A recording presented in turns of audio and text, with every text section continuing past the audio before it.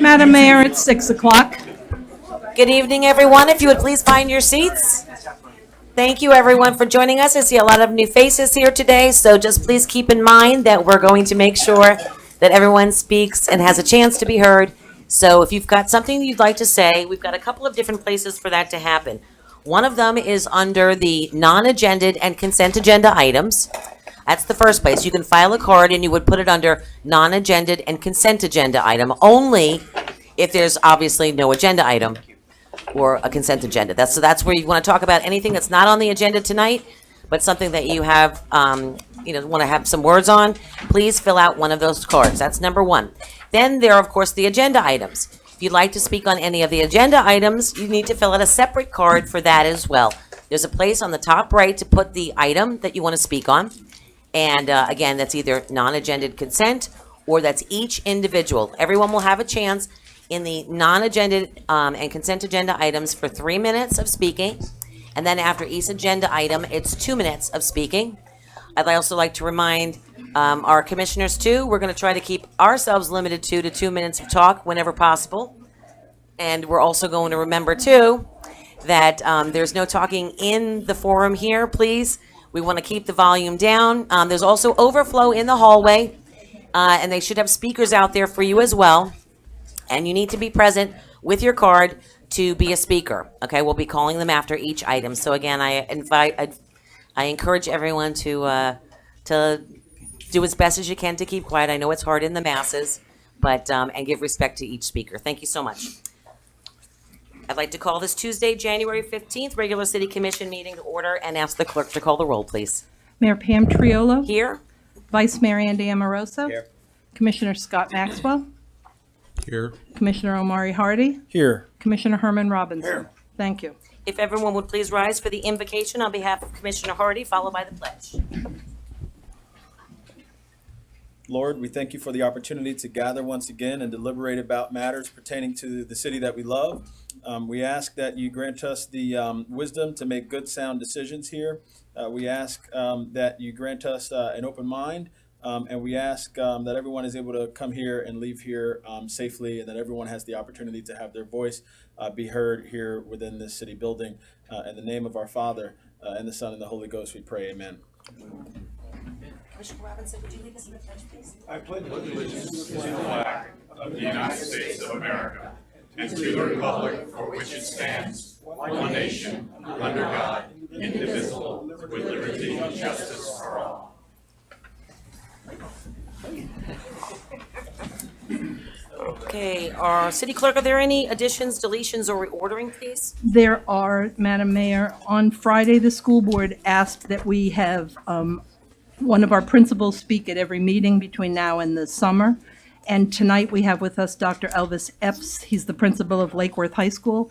And we would like to ask if he could go directly after Senator Berman so that we can then move on with the regular business. Also, we deleted an item from the Lake Worth utility consent agenda. The purchase order with Annixter is going to be heard at the next meeting. Thank you. So that's removing item 13B2. B2.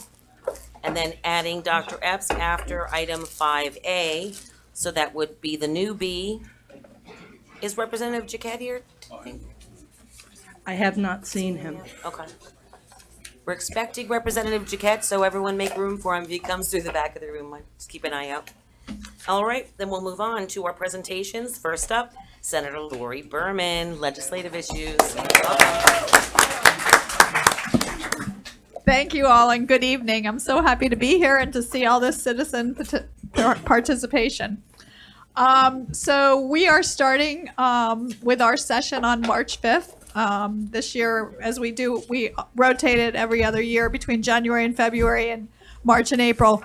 We are heavily into committee weeks, and as all of you know, we have a new administration and a lot of changes in Tallahassee. Last week, we had the inauguration of our new cabinet and governors, and we're very much rolling forward. So I wanted to give you a little bit of an update about what I see for this coming legislative session. Many of you may have seen our governor put out an environmental plan, and I think it's a really great step forward. Yeah, exactly. There's things in there about no fracking, no oil drilling off the state of Florida, things to look at sea level rise, and then there's specifics about things like changing from septic to sewer in a lot of places. So there's a really lot of positive things in the environmental report, and I'm hoping that we will implement a lot of them in Tallahassee this session. In terms of our budget, last year we had an $89 billion budget. This year they're saying that there's a little more money in the budget, but we will see as it all comes to fruition.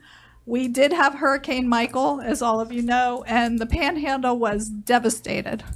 And we're going to have to do some work there to help the people in the Panhandle, and it's probably, I think the last estimate I saw said it was about $5 billion worth of damage in the Panhandle alone from Hurricane Michael.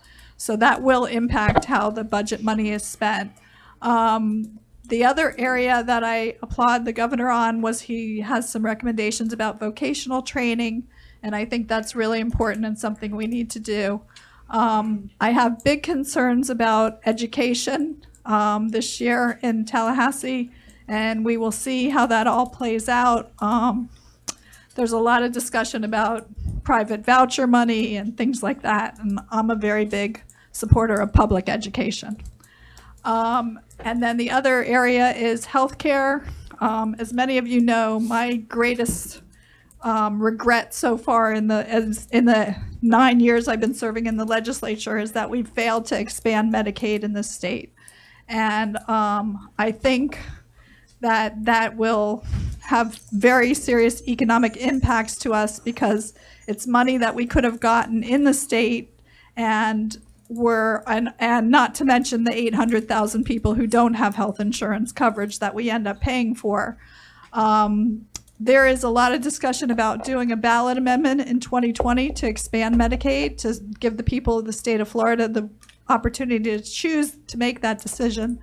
And I do believe it will be on the ballot, but in the meantime, it's going to be really interesting to see what we do about health care and how we pay for it here in this state. I think that those are, usually the big issues: education, health care, the environment, and we have the hurricane. The other thing is, all of you know, elections. We've had some issues here in South Florida with elections, so I think there will be a lot of discussion about election reform, and we'll see what happens on that issue. So those are what I'm looking forward to. You have a lot of great appropriations requests, and you have a wonderful person here who will be talking about them a little bit later. I'm happy to work with you on any appropriations requests that you have, for sure. One of the things all of us in the legislative delegation feels is that we need to bring funds back here to Palm Beach County. So I'm happy to work with you guys and do that. So I'm looking forward to the session, and get ready for what they call the 60 most dangerous days in the state. So thank you for the opportunity to speak. Sure.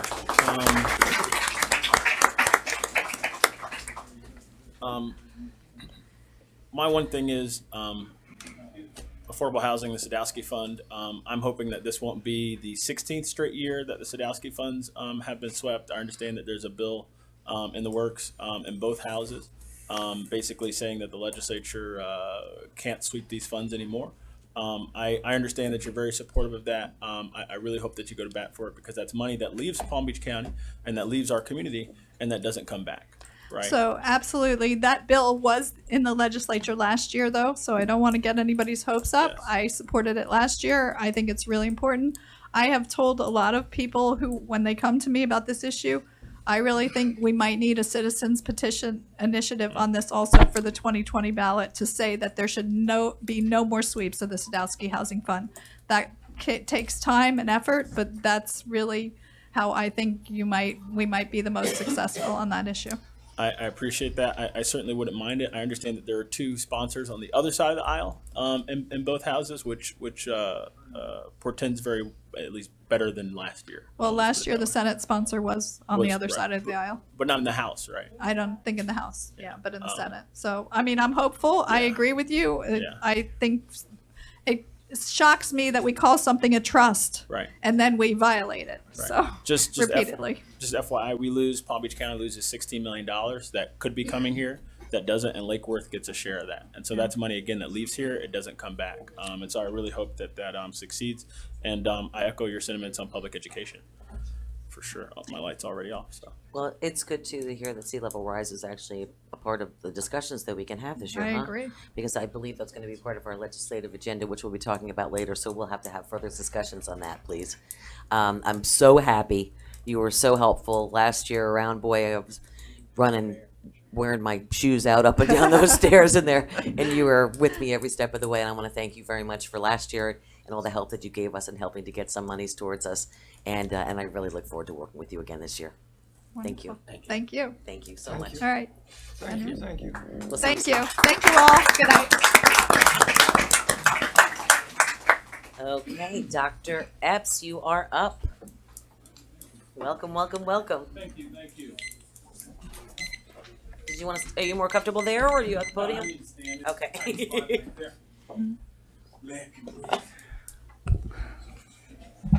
Good evening, everyone. Good evening. That wasn't everyone. Good evening, everyone. Good evening. evening. If you'd All lift right. your He's in microphone. the education system. He's if got you- he's got the class's attention. Sure. Dr. Epps, yeah, if you can lift your microphone up, that'd be. I bring you greetings from Lake Worth High School. My good friend, Mr. Ed Pierce. We are doing some amazing things. And next month will make 2 years that I've been principal at Lake Worth High School. And we have done some great things. I'm going to share with you a lot of things you may not have known, but community, I'm glad you're here. I believe you came tonight just to hear what I'm going to do. And you can feel free to stay after I'm finished so you can hear what else is going on. But this is your school. You put the community in Lake Worth Community High School. So tonight I'm going to show you in the presentation exactly the role that you have played and what we have done with your support in the community. And thank you, Mayor, for this opportunity. My Let me hit pleasure. The history of Lake Worth, built in 1922. How many of you attended Lake Worth High School? How many of you are members of the Alumni Association? Oh, man. It's okay. You know where the school is located. Been in the same place since 1922. But we want to let you know that we have some award-winning programs here. We have the Air Force Academy and Junior Academy, the Medical Science and Biomedical track there, Early Childhood and Development, Criminal Justice, Culinary Arts, Construction, Drafting and Design. And starting in the fall of this year, I am honored and proud to say that Lake Worth High School will be the only high school in South Florida that will have a 3DE, which is a Junior Achievement Leadership and Entrepreneurial School in South Florida. So I am honored. That's a big round of applause. And so we have some outstanding donors in the community. We have the school that's really believed in our school and our students. And you do not bring a multi-million-dollar program to any school you think is failing. In other words, you don't put your jury and your valuables on a sinking ship. So Lake Worth is moving in the right direction with all your support. And this is proof that we're going in the right direction. And I definitely appreciate it. And here's a quote that I always like to share with people. Everybody who's heard me speak know that I love quotes. Just because last year was hard doesn't mean this year can't be magnificent. That's yesterday's newspaper. I tell all my teachers, I tell the students, I tell the parents, that's yesterday's newspaper. We can't do anything about it but burn it or put it in the bottom of a bird cage. So today we're going to have to start afresh with some new lenses and shift our minds to make sure we do what we need to do. The student demographics, if you look at what we're doing, our enrollment today is 2,400 students, give or take, who walks through the front door. And just to break down, on 33% African Americans, 52% Hispanic. That has increased by 5% in the 2 years I've been there. The white students, we went from 7% down to 6%, roughly about 148 white students on my campus. I did ask, where are my white students at Lake Worth? Nobody could tell me, either charter school or Dreyfus or Suncoast. but they're not coming to Lake Worth High School. We do have some, and they love being there, and I love it. You're going to get a chance probably to meet one tonight named Sam. Hey, Sam, where's Sam in the back? Sam's a great student. I call him Simply Red. He got Simply Red hairdo from the 80s. Remember Simply Red? Yeah, that's him right there. Our ELL population, our other student with disability has increased. We picked up some units. We picked up units of autism units at Lake Worth High School. We picked up like 3 or 4 in the past 2 years. Free and reduced lunch, we had 89%. Mobility is held steady, which I love. Which means those kids we have in August will be there by the time we test them in May. So there's no leaving and coming and going. And over age, it is what it is. Excuse me. Yeah, we got to close this door.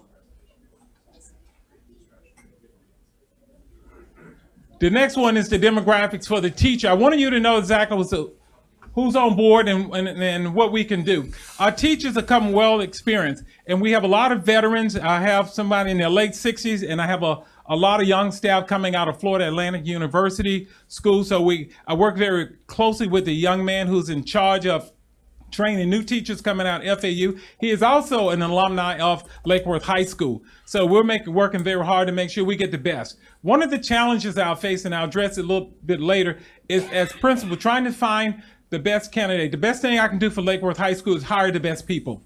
And it's hard to hire the best people when some of the best people don't even apply to come to Lake Worth High School. So trying to get out there. And then when we get them, retaining those people. So this year we hired a teacher ambassador. She gets paid $5,000 from the district to make sure she goes to the classroom along with us, support these young people, new teachers, don't have to be young, but young to the school, to make sure we can support them, show them with planning, instruction, and things they need to do in school so they won't be overwhelmed, burned out, and leaving immediately. We want to make sure. 3 areas that we look at, and those are 3 areas are very, very important: attendance, suspension, and retention. When you look at a student growth, we can start by 2nd grade, 3rd grade, and look at retention. If a child has been retained at least twice, his chance of graduating from high school is but less than 50%. Because now he is a 16-year-old sitting in a 9th grade classroom where you average a 13 or 14-year-old. And by the time he gets to 10th or 11th grade, he's almost 19 years old, who should be in his 2nd year of college. He's still there with some young. So his maturity or her maturity level has started developing. They start looking at things. So we have to make sure that we tell them it is okay. We want you to graduate, have a high school diploma, don't quit, do some things there. So that's what we were looking at. Those are what you call early warning signs. When you look at our school improvement plan, which is online, you can go and look at it. Always come out of school. If you need to see what's happening at Lake Worth High School, there are some things we have to work on. I have 3 major goals this year, and they're very simple. Professional development. Make sure you train the teachers in the areas in which they need to grow. Student growth, where we're looking at student achievement. Make sure all the students, we're looking at equity, we're looking at access. What are we doing to make sure every child is accounted for, every child is receiving a proper education in the school? And it's my job to make sure that I staff the classroom with the best teacher possible. Everybody in this room can tell you who their lousy teacher was, the teacher who made a negative impact in their life, whether it was 10 years ago or 50 years ago, whenever you left school, you know who the lousy teachers were, but you also know the ones who touch your heart. And because that meant so much to me, coming out of poverty, growing up in Jackson, Mississippi, which was a very racial tension city in the 60s and 70s when I came out of high school, I know the impact that a great teacher makes with words of encouragement and some beacon of hope in the school. My aim is to have that in every classroom. There's no excuse for that. The next thing, here are some strengths. When you look at our strengths, weakness, opportunities, and threats, I want to just show you some of the great things we're doing. I'm speaking fast because I got 10 minutes, but I want to make sure that you all hear the great things we're doing. 10%. Y'all can clap as soon as I finish this. In the last 2 years, we have gone from 74% to 84% graduation rate in 2 years. Don't tell me it can't be done. I'm going to tell you how we can get it done. And if you're not on the train, we're going to have to find a way to get you off. We put the emphasis in the right place. I put the right teachers in the right rooms. I had to move some from senior level down to worked with 9th and 10th. It was a combination of moving everything. And that's what organizational effectiveness and leadership is all about. Finding the right people, putting them in the right seat. So when this train moves, everybody can get the view and we can get the most bang for our bucks as taxpayers. The schools can benefit and we can benefit overall in the community. When you look at our advanced courses, the advanced courses, ACE is a Cambridge curriculum. We want to make sure that all of our kids get the opportunity to get some advanced courses, be a dual enrollment, college level classes, or some Cambridge level classes where they get the rigor in the classroom. And we make sure they sometimes don't have an option. We want to roll them in there and we want to support them. If they have an option, Mr. Tierney and I often talk about a 14-year-old trying to make a decision about his education. Choices is kind of tough. We have to make those. We have to make those decisions and provide the support they need to be successful. And then look at the fourth bullet. 1, 2, 3, fourth bullet down. Lake Worth High School has led the county, all district schools, in the number of students that have received Associates of Arts degrees from Palm Beach State College in the last 2 years. We've been number one. And so we're very proud of that. We're very proud of that. And so there's no excuse on that. We put the emphasis where it needs to be, and we're making it happen. And for the sake of time, here are some of the accomplishments that have occurred since I've been on campus. The assistant principal was named by the School Council of Association the Administrator of the Year.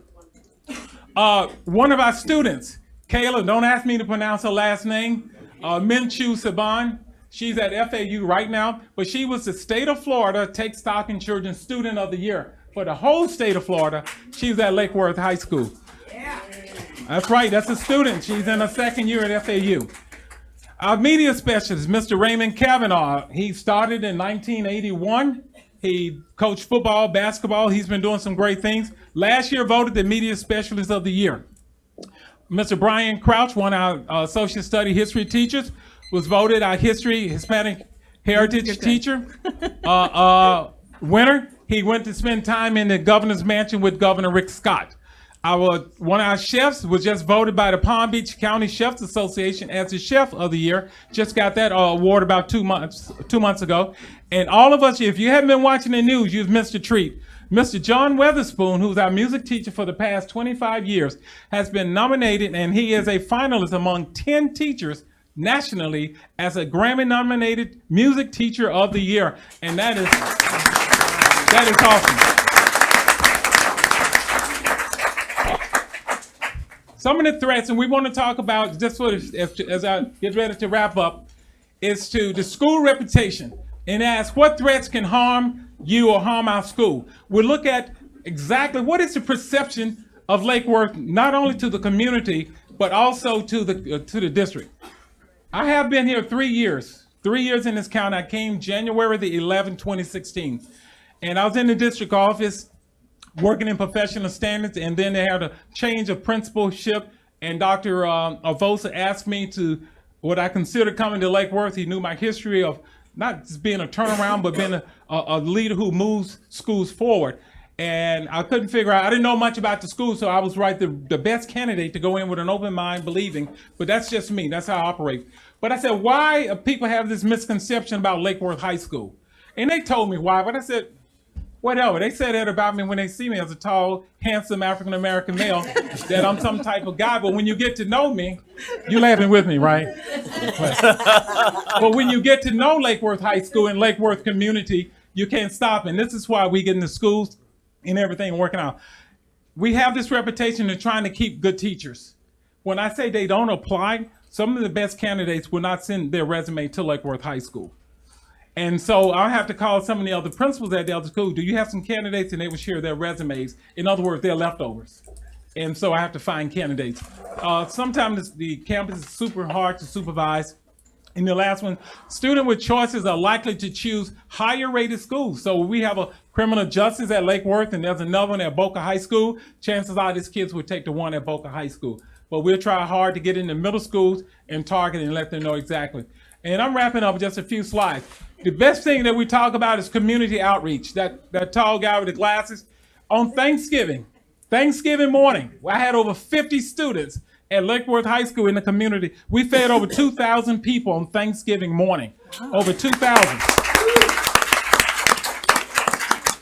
And not only did 1,500 come to the campus, but the young men you see in the other photo, I do apologize if it's too dark, they hit every park in Lake Worth city limits. Those young men you see, the other ones, the civilians and the other adults, they're at John Prince Park. But they hit every park, the one not too far from here, but they went to John Prince Park and they made it happen. I am a strong believer in educating the mind. I would not raise kids. I would not rear them up in my school as a self-entitlement group. You will think less of yourself by putting other people first. And I say this on Christmas Eve. This is our second year in a row going to Palm West Hospital. And we gave out the alumni, the Lake Worth Alumni Association gave us $2,300, $800 for, $500 for, $700 for food, $800 for food, and $1,500 for toys. We bought toys and went to intensive care for kids in Palm Beach West. We gave out toys for the second year in a row. So the Alumni Association made it happen, and we thank them big time for really helping us. And it's just the law of momentum. Many times momentum is the only difference between winning and losing. With it, everyone is expected and energized. And people tend to perform at their very peak potential. Without it, people lose heart and have difficulty finding motivation. And John Maxwell said you can put a rock on a train, but if that train is standing still, it cannot crush that rock. But when you're going at 100 miles per hour, you can go through a 5-foot wall, thick wall. And so here's the great news. Here's what I want to show you. The breakdown, the graduation, 84%. All the subgroups that's about at Lake Worth have increased. All the subgroups from African American, Hispanics, students with learning disabilities, ELL, Asians, whites, everybody has had growth in the subgroups at Lake Worth High School. So we're making it happen. And then here are the future plans. I talked about the 3DE program that's coming. It's going to happen. On the 22nd, City Commissioners, Mayor, you are cordially invited on behalf of Dr. Epps, Mr. Tierney, Erica Whitfield School Board to come to Lake Worth High School this Tuesday from 11 o'clock to 1. The Palm Beach Chamber of Commerce leaders, 24, will be visiting Lake Worth. These are all presidents and CEOs of companies in the county. They're coming to see Lake Worth because they heard the same thing I'm sharing with you. Great things are happening. So they're coming. And then this May, I'm wrapping it up, Ms. Jeffrey. I know it. Ms. Mayor winking at me. I know. But I'm wrapping up on a good note. Because we have increased with students of disability at Lake Worth High School, during the winter break, something really touched my heart. We have so many kids on my campus that I love dearly. And they are often overlooked. And the students with autism, are blind, deaf, and hard of hearing, are often overlooked. And my heart was just touched. And I said, you know what? We can do something at Lake Worth. So I called up the ESE department. I said, you know what? Let's have a spectrum game, which means spectrum, kids in between, from one end or the other, whatever your disability. Let's have a sports event with our kids at Lake Worth High School.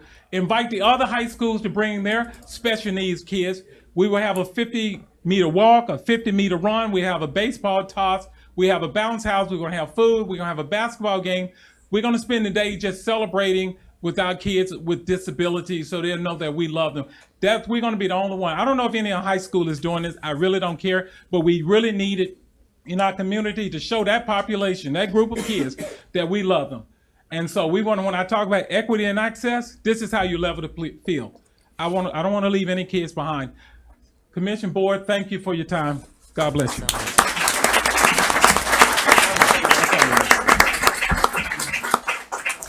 Mr. Hardy?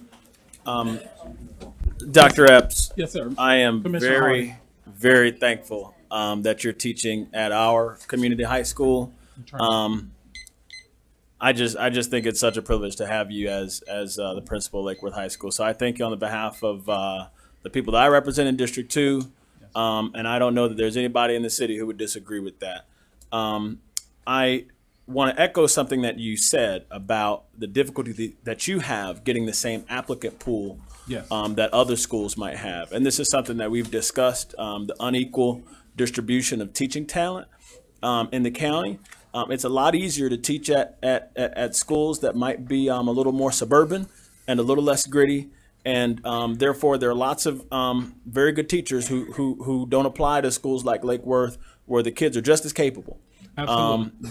But I think that that's something that even though the district might not be able to address because there are union issues associated with that, I want to renew my call for this city commission as we continue to discuss potential solutions to our education issues, that we try to find some way to incentivize the very best teachers to get into that applicant pool so that Dr. Epps can have some really, really tough choices to make when he interviews people in the future. So I appreciate you mentioning that. It's an issue that doesn't get discussed enough, in my opinion.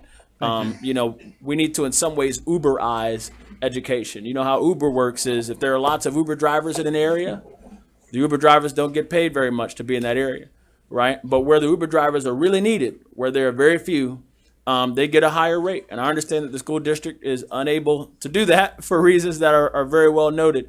But I think as a city, we should do something to compete on that front. The value of teacher quality cannot be understated, right? So those are my comments Commissioner here. Hart, I don't know if you guys discussed, is there anything the city as far as incentives, like housing or, because I know housing is, when I sat on the recruitment strategic board when Dr. Bosa was here, Yeah. finding housing, affordable housing for a 24-year-old to move down here from Pittsburgh, Right. instead of looking at $1,800 a month, that's half their check, and Right. so less than half their check. Is there, okay. I recently had a meeting with Jonah Leva, who's the executive director of our CRA, to try and let our next loft project be something that incentivizes different groups of people to come here, whether it's different types of artists or teachers. It's something that I think we can look at. As you said, the median rent for a 2-bedroom apartment is $1,900. And even in Lake Worth, which is considered, the cheapest city in Palm Beach County, there are only 15 rentals in the entire city. And I looked this up on Zillow, right? If you're a first-year teacher, if you take out, your taxes, what can you afford on your housing costs? It's about $945 a month. Wow. There are only 14 rentals in the entire city that fit that criteria, 950 and under, right? And so, some people might say, first of all, when I was 22, 23, I got a roommate. Well, first of all, there are lots of first-year teachers who are really good and really passionate, and they're not 22 and 23 because people take a different path in life. And I teach with lots of very dedicated teachers who are exactly that way. Secondly, there are lots of single parents who, if I had kids, I wouldn't be rooming with anyone, right? And so I think that would be a wonderful incentive. Housing, I recommended that we put together some money to give a bonus to teachers who, for example, have won a Palm Beach County Teacher of the Year or who have won a DeWire award to come here and apply to our schools. And if the principal selects them, that they would get a bonus that the city would pay, not the school district. That takes the school district out of the union issues, and we're free to pay who we want. So that's something that I think, again, we should continue to discuss. And for those who are concerned about the double taxation argument, the school district is a separate entity. They have their own millage rate, et cetera. The only thing I can say is that cities that pay a lot more taxes than we do are still competing. Wellington cut a $300,000 plus check to their group of schools, right? We had this discussion. Right. Okay. So again, okay. in front of a different audience, I would renew my call that we address this issue. Thank you. Commissioner Robinson? I just want to thank you for your Yes, sir. enthusiasm. You mentioned perception, which is a terrible word in Lake Worth, but momentum is a fantastic word, and you missed homecoming. We need to celebrate. Our community needs to celebrate our high school and work together. Yes, and our band director is here. She's been in the band, the Christmas parade, right, Ms. Cox? Yeah. The Christmas parade. And I think you guys have a veterans parade as well, right? And a fantastic homecoming performance on the Yes, field. absolutely. Well, that was the thing. Did you have something else? No, to that's do? good. I had want to my 3 piggyback minutes. that because I've been trying we actually got it to the point where we brought the homecoming parade through town to the tracks and then back to the school. Right. But the problem was it was in the middle of the daytime. Can we have a homecoming? Well, we'll have to talk about that, but we want to bring My it back. supervisor back there. We want to bring it back to where people and families can. can participate and be a part of it, and I've bring seen it it. back at night when people are not working and they can actually be a part of it. Anything can happen. We just have to make it happen. And I so we appreciate- can talk about it. The discussion is open. I would love to, and also I appreciate what you said too, as Commissioner Robinson, about what you do and what you say and what you put out there. This reputation of this community as a city and as a school or we need to continue to work together because those perceptions are what hurt us. It's hurt us as an organization in the city to recruit top-level talent to create the teams that we now are able to do because of some of the changes. So I encourage everyone to, when you're thinking about Lake Worth and you're talking about Lake Worth, you put it out there in a positive term because you reap what you sow. Yeah, thank you. And Thank it's you. open to everyone. The school is your school, so please stop by and see the great things that are happening. You want to visit some classrooms, it's your classroom. My job is to escort you around so you can see, and I'll let the students do the talking. I don't want the adults to talk. I want the students to be our student ambassadors to escort you around. So the invitation on the 22nd, if you available from 11 to 2 to come and join us with the Palm Beach Chamber of Commerce. I need some representatives. Do we have a commission meeting on the 22nd? This is at 11 o'clock in the morning. Oh, it is? Okay. No, 11 o'clock in the morning. Okay. Just come by so you can see them because they have big checkbooks. I'm in. And we can make things happen. Thank you so much. Thank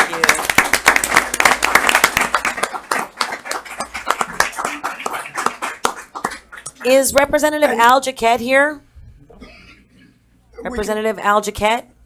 We can wave goodbye to Erica for being here. And thank you to our school board member, Erica Whitfield. Okay, seeing that Representative Jaquette is not here, hopefully we can schedule him at a later date. We will move on to the David LaPerna retirement. Where are you? There he is. He's coming. They were gonna make this a roast, but I said no. I have a few words to say on behalf of, then I'll come down there. Okay. Now here on the dais, my commissioners and I make decisions about the direction of the city based on the will of the residents.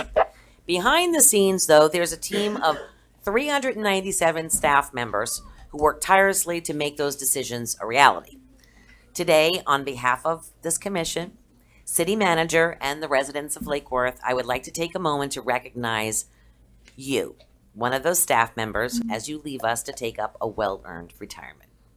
David LaPerna, our lift station foreman. He's worked for Lake Worth for 24 years and 7 months. He joined the Lake Worth team on May 18th, 1994 as a lift station mechanic. After 15 years of hard work and dedication to the city, on May 11th, 2009, David was promoted to the role of lift station foreman. Over the next 10 years, David supported the department and, of course, the city and its residents. In Hurricane Irma, Lake Worth didn't have any lift stations fail. Did you hear that? Hurricane Irma, Lake Worth didn't have any lift stations fail when many of our sister cities in Palm Beach County did. Just saying. This was thanks to the experience and good practices of David and, of course, your team. David will always around here be thought of as a valued contributor to the city's mission of providing excellent service to our residents. Your reliability, kindness, friendship will be missed by everyone in your department. David, from those who know you and have had the privilege of working with you, we wish you happiness and success in your retirement. We'd like to thank you for your devoted service. May you have many relaxing and happy days in your retirement away from City Hall. Would you all join me in applause for his years of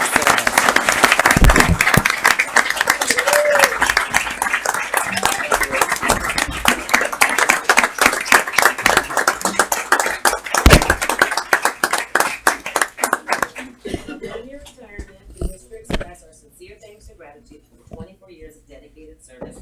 Your wisdom and commitment to excellence have long inspired us all and will be remembered for many years to come. We wish you good health, happiness, and continued success in your retirement. Thank you so much.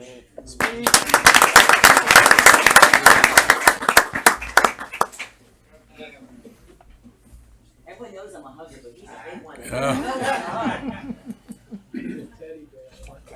Hey, Mark. Thank you, everybody. Good luck.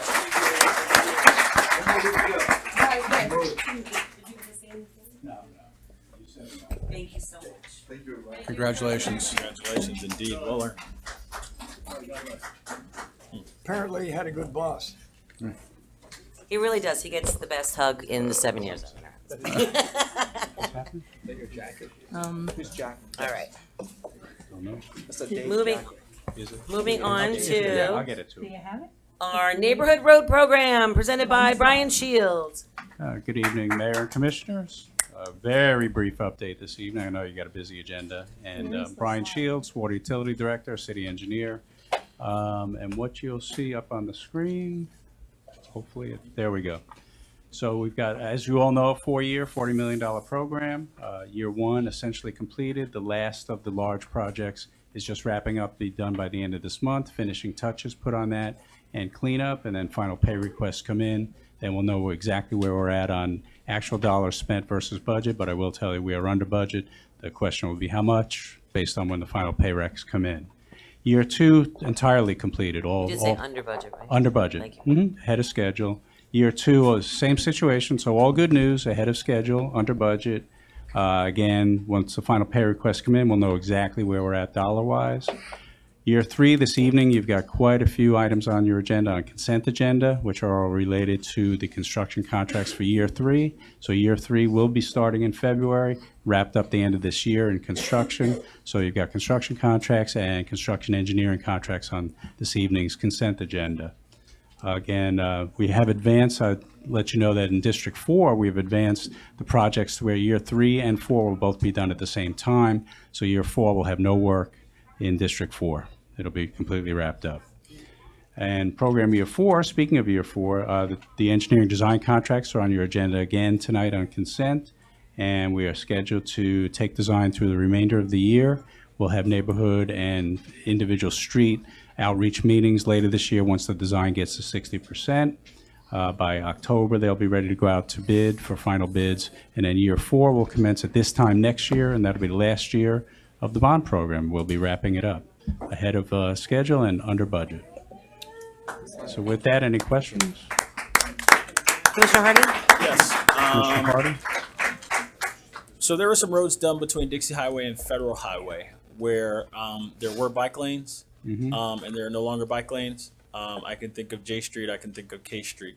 And I'm talking about north, and also, yes, there are some on the south side of Royal Point Siena. I'm thinking about C Street, and pretty much all of them. So, like, we've lost a lot of bike lanes, and that's concerning to me because cycling isn't particularly safe as it is. And so I'm wondering if we continue to come in under budget, can we come back and add bike lanes to some Well, of we'll those take a look at streets? that and the new standard, Commissioner, just so you know, it's called a SHARO. It's a shared bike lane, travel lane. You'll see those symbols Right, out in right. the middle of the street. So rather than having dedicated bike lanes, except for the downtown corridor, which is still has its dedicated bike lanes, you'll notice the SHARO symbol throughout the city. So that's the new DOT standard for that type of combined usage. Yeah, state DOTs are not the kindest to cyclists. I think they're kind of known for not being the kindest to cyclists. So I would see if we can adopt a standard that says we have dedicated bike lanes, preferably painted bike lanes, and where we can, we have 0 miles of protected bike lanes. Other cities around the United States are protecting their cyclists either by putting the parking in between them and the sidewalk, or by putting up little plastic bollards on that stripe to keep the cars from coming in. And I think we should frankly be going that way. Our neighbors to the north are going that way. Fort Lauderdale is going that way. It's really important. If we want to solve traffic issues, everybody wants to talk about traffic. You can widen roads and you can change lights, but if you don't create incentives for people to get out of their car who live nearby, if you don't make it safe for them, they're not gonna go on their bicycles. And so, I don't know. I think it's very important. We have lots of people who ride bicycles around the street. They might not come in here, but we can take a look at that. I would appreciate it. Striping is not expensive. I appreciate it. Thank you. Okay, thank you all. All right, we're moving on to our commission liaison reports and comments. I'd like to encourage all of the commissioners, since we do have so much on the agenda and so many comment cards that I see over there, if you would keep it short and sweet. Thank you. Commissioner Robinson? Short and sweet.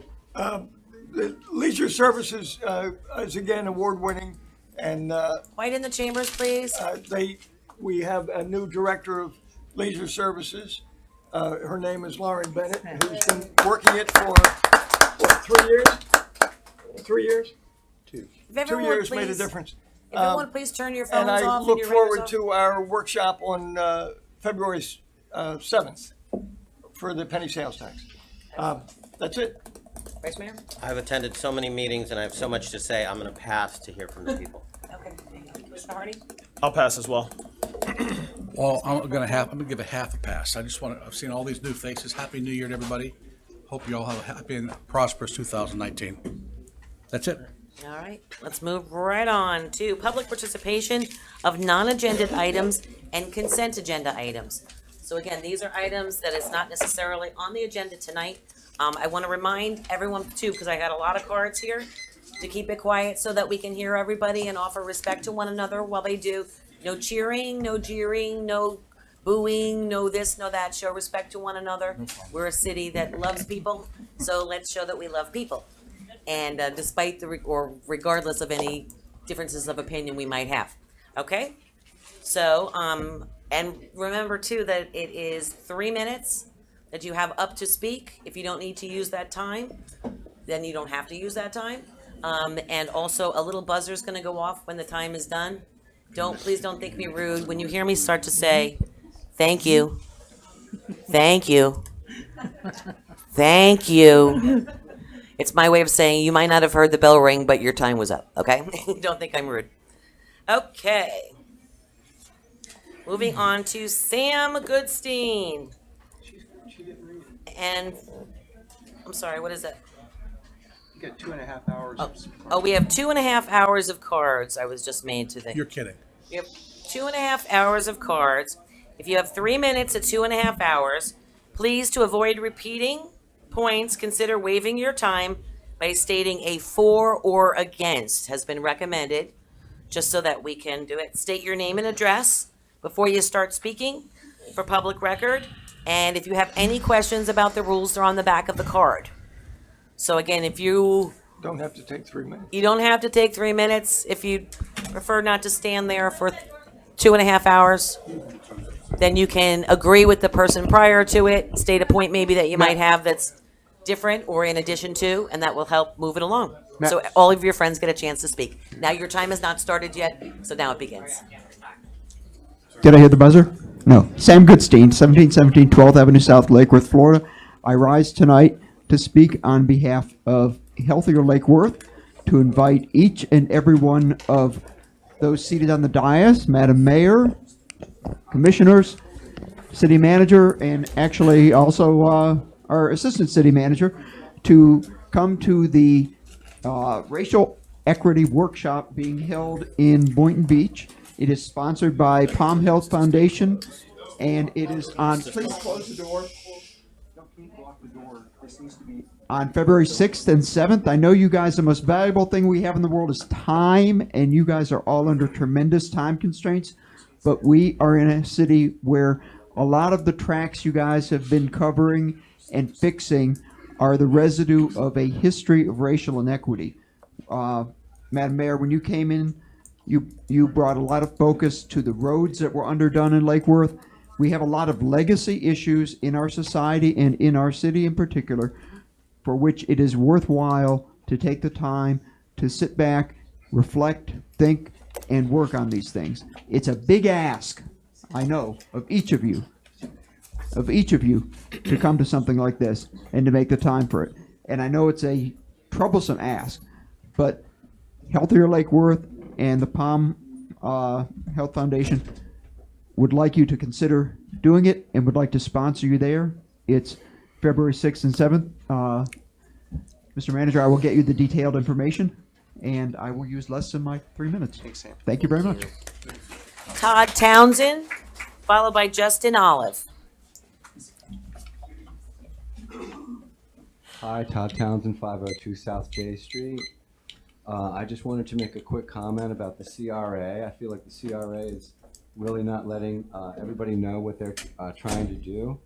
The CRA is supposed to be like, you know, a group that... Directed towards me, I'm sorry. I'm sorry. I get to be the one. I get to be the receiver of all the Okay. goods.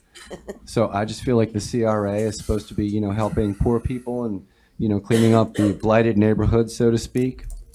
But apparently, you know, they will use that money and then build themselves up. And now it looks like they're going into like high-end business, like trying to do stuff downtown.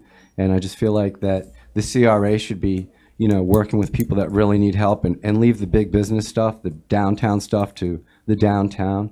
And also I wanted to thank the dais for not working with people who are obviously stealing other people's ideas. And that's my parking lot behind all the stores back there. Other people want to do that. I'm here to shut that down.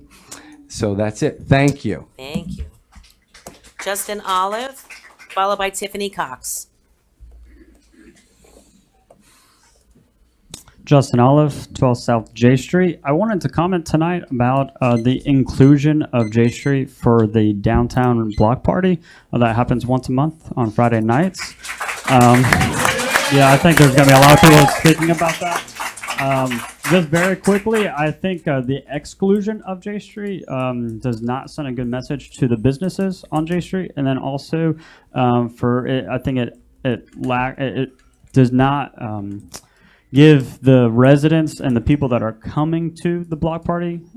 It's not showcasing everything that Lake Worth has, and so I think it's a big mistake to exclude J Street. That is all I have. Thank you. Tiffany Cox, followed by Alice Mann. Hi. Good evening, everyone. For those of you who I haven't met yet, I am the band director at Lake Worth High School. So thank you all for all of your support. Thank you, Commissioner Robinson, for coming out to one of our marching band rehearsals this year. We had a great time seeing you. I am here this evening to talk briefly about our goals for next year as a high school band. Brian Kirsch is going to talk a little bit about Great Mockingbird and how they're working with us, because we're all about collaboration, working within the community to make partnerships, to perform in the community and support the arts in our elementary, middle, and high schools. I want to invite everybody out to our next collaborative concert that's going on February 19th. We'll have LC Swain Middle School, Lake Worth Middle School, Coniston Middle School, Lantana Middle School, and Yega Middle School. They're invited too. February when? February 19th. And we're going to start around 6 o'clock, and everybody's going to do their competition pieces. It'll be really fun. But I also brought along one of our students, Sam Solis. So he is tonight going over to perform at Jazz on J Street, and everybody should come over when you're done here because it's really fun. But one of the things that we're doing is we are taking Lake Worth High School Marching Band from absolutely the pits and bringing it back up to the glory that it used to be back in the days of Mike Hyde and way back into the 1950s and 60s. We've still got all the plaques up in the band room if anybody wants to come see them. But we're doing really good work, and we're working with the community, and we love your support, and we want to see you all at more of our events. So please come out. Thank you. Alice Mann, followed by Michelle Burnswhite. She's waving. Okay. You can't give it to somebody. Yes, you can. You can, actually. There's no rule against waiving your time. Okay. Michelle Burnswhite. Okay. Scott Mayo. I'm sorry, Stephanie Mayo. Madam Mayor. Is yielding her time to Richard Curcio. David Wood. Okay. Speaking on an agenda. An agenda, oh. Nope, that comes later then. I'll hold on to that card for later. Thank you. I'm sorry they put it in public participation. Javier Del Sol. Followed by Brian Kirsch. Okay. Good afternoon, everyone. My name is Javier Del Sol. Can you hear me? Yes. I've been in the city for 42 years. I've been active in politics actually for about 53 years. The last 2 years I've been gone because I've been taking care of people who actually eventually died. So I'm taking care of my mother, and I'm free now, so I'm back. Let me just tell you a little brief history. I've been involved in city politics for a long time in most of the boards, and been involved in getting the Street Painting Festival started through the Project Lake Worth, which is now defunct. Lake Worth Concerned Citizens, which predated the Neighborhood Association. We gave that up after the neighborhood started. That's where our main goal was. And I was with the COT, Citizens on Task, the only African-American organization. I was secretary of that organization, and we got the gymnasium, the community center, and the wall, the mural wall down there, and we also got the beach project going up there, the bonfire at the beach. Saying that, I've also was following the CRA since its beginning, and we helped start it. And the major mission of the CRA was to eliminate blight. And what they did for many years, and I followed into all the meetings, is they were just putting money in the pocket. I literally saw them watch it, some record, put money in the pocketbooks of downtown people. All the money was going down there until they had a joint meeting at the shuffleboard court, Hatchet today, and I disrupted the meeting, and Mayor Romani politely ended the meeting. The following week, 2 or 3 board members quit the CRA, and they changed focus, and they went into the neighborhoods. That's why we have the Hatchet today, okay? Now, I see the CRA needs to be going a little step further than that than they did before. Well, we're having a problem with the Holiday Park, okay? In that situation, courts going in and giving violations to these people who can't afford to make those changes there for porches that were already there before they moved in. And most of these people are working class, working poor people. So this is the classic case where the CRA can fund that, so we can fund education on this issue, so they'll know what the issue is. Nobody seems to know what the law is. Okay, funding for improvement and upgrade of the porches and other things they need. Funding for sewage. There's a sewage pipe there that's leaking, it's garbage all over, and the kids have to play around that. Funding for a fence. People walk in there and when they want to. There's a lot of crime going in there, and some people were already murdered there. Funding for recreation and gardens and art programs from the CRA. That needs to happen. I made that pitch to the CRA many times. This is a classic case. They don't stay there in the Hatchet and bring in artists from New York City or Boston. I don't know where they've been bringing them from, but they're not from here, and they're not from my neighborhood. And I made that complaint a long time ago. They're not from our neighborhood. And we have artists in our neighborhood. Yes, we do. And also, funding for funding or apply for grants for tenant ownership land trust. The people need to own it, okay? And that's it. Thank you. My time's up. Very much. Brian Kirsch, followed by Vincent Cerniglia. Good evening, and thank you for having me out here today. I don't know if anybody's aware of Amway. I'm starting an Amway dealership. No, not really, but really, it's amazing. I do want to say, with Dr. Epps being here today, it's like the universe came together. Gray Mockingbird just started a FundMe account. It's for the Lake Worth Trojan Band. We have it all spelled out. One of the things, it's called If Mandela Lived in Lake Worth. And what it's about is everybody coming together. What created the unity for South Africa is he focused everything on the rugby team. And when the rugby team came together, everybody in South Africa came together. We can do the same thing here in Lake Worth. And as you can see how Dr. Epps was talking, it really is. It's not just the city. I see it's the people that are actually coming together and making this happen. What we're looking at doing with the band is a PA system for the football games. Now, can you imagine a kid running out in the football field, feeling the impact, feeling the vitality, just the power, hearing a bass drop just knocking the crap out of you? This is it's a fantastic feeling. This way, when kids run into this kind of enthusiasm, you know, it's no longer a situation of getting posed the question of, here, do you want to do some drugs? It's like, no. What the heck do I want to do that if I can feel all this power of being a part of this team, whether it be a part of the music team or the football team? Kiwanis has donated some money to the football team. We're looking at raising $7,000 for the PA system. It's up already. It's called Fundly. It is on Facebook right now. It will be in the Lake Worth Herald this coming Thursday. I just want everybody to be aware, rather than looking for just you guys in the city, look at yourself and see how you can be a part of this whole program. Because if we can have an impact in our school, the thing is, this is the kids that are coming up. And if we can get them to look at this and keep this whole momentum growing, God, this is Lake Worth. I'm going to end on my 2 minutes and 49 seconds. Thank you. Vincent Cerniglia, followed by Ramsey McLeod. Sorry, I just know you as Vinny. Well, yes, I'm Vinny C. I'm speaking on behalf of J Street, and not to the diminution of the rest of Lake Avenue, because I really do think that the block party is a great idea, but it seems to be oriented badly. Just watching it the last couple of times.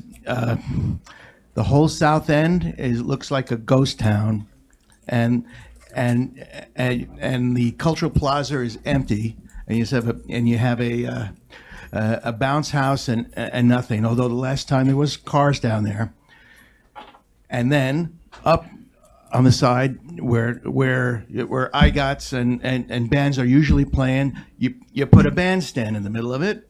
And then you go up to where Calero's, and there's a big block off, and J Street, which is right now becoming our most active place, is now being like it's not part of the thing. It needs to be rethought of, and I understand the part about parking and the valet parking for the Lake Worth Theater and Calero's, but something could be designed to accommodate them and still make J Street part of the city for all the Quiet folks in the that come chambers, in. please. You want to showcase the city? You got to include that. That's all I got.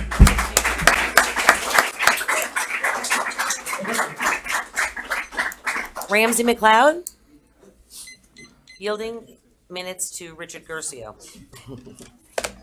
And whose card neck is Richard Gercio, who's got some time to speak. Are there any others, Madam Mayor, before I go up? I'm not allowed to read ahead to create any order, so as of right now, you have 3, 6, 9, 10, 11, 12 minutes. How many cards do you have, Madam Mayor? 15 minutes. 15 minutes to speak, very good.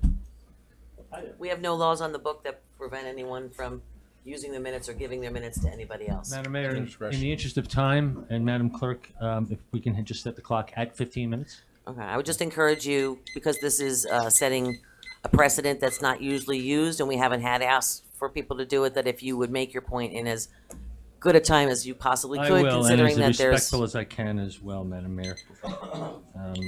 Just a timer here. Here we go. 15. Your time is starting. 15 minutes starting now. Richard Gercio, 720 South Palm Way. Madam Mayor, as you know, I have entered the race to run for District 4 City Commission against my good friend, Commissioner Robinson. And naturally, all nasty stuff starts coming out.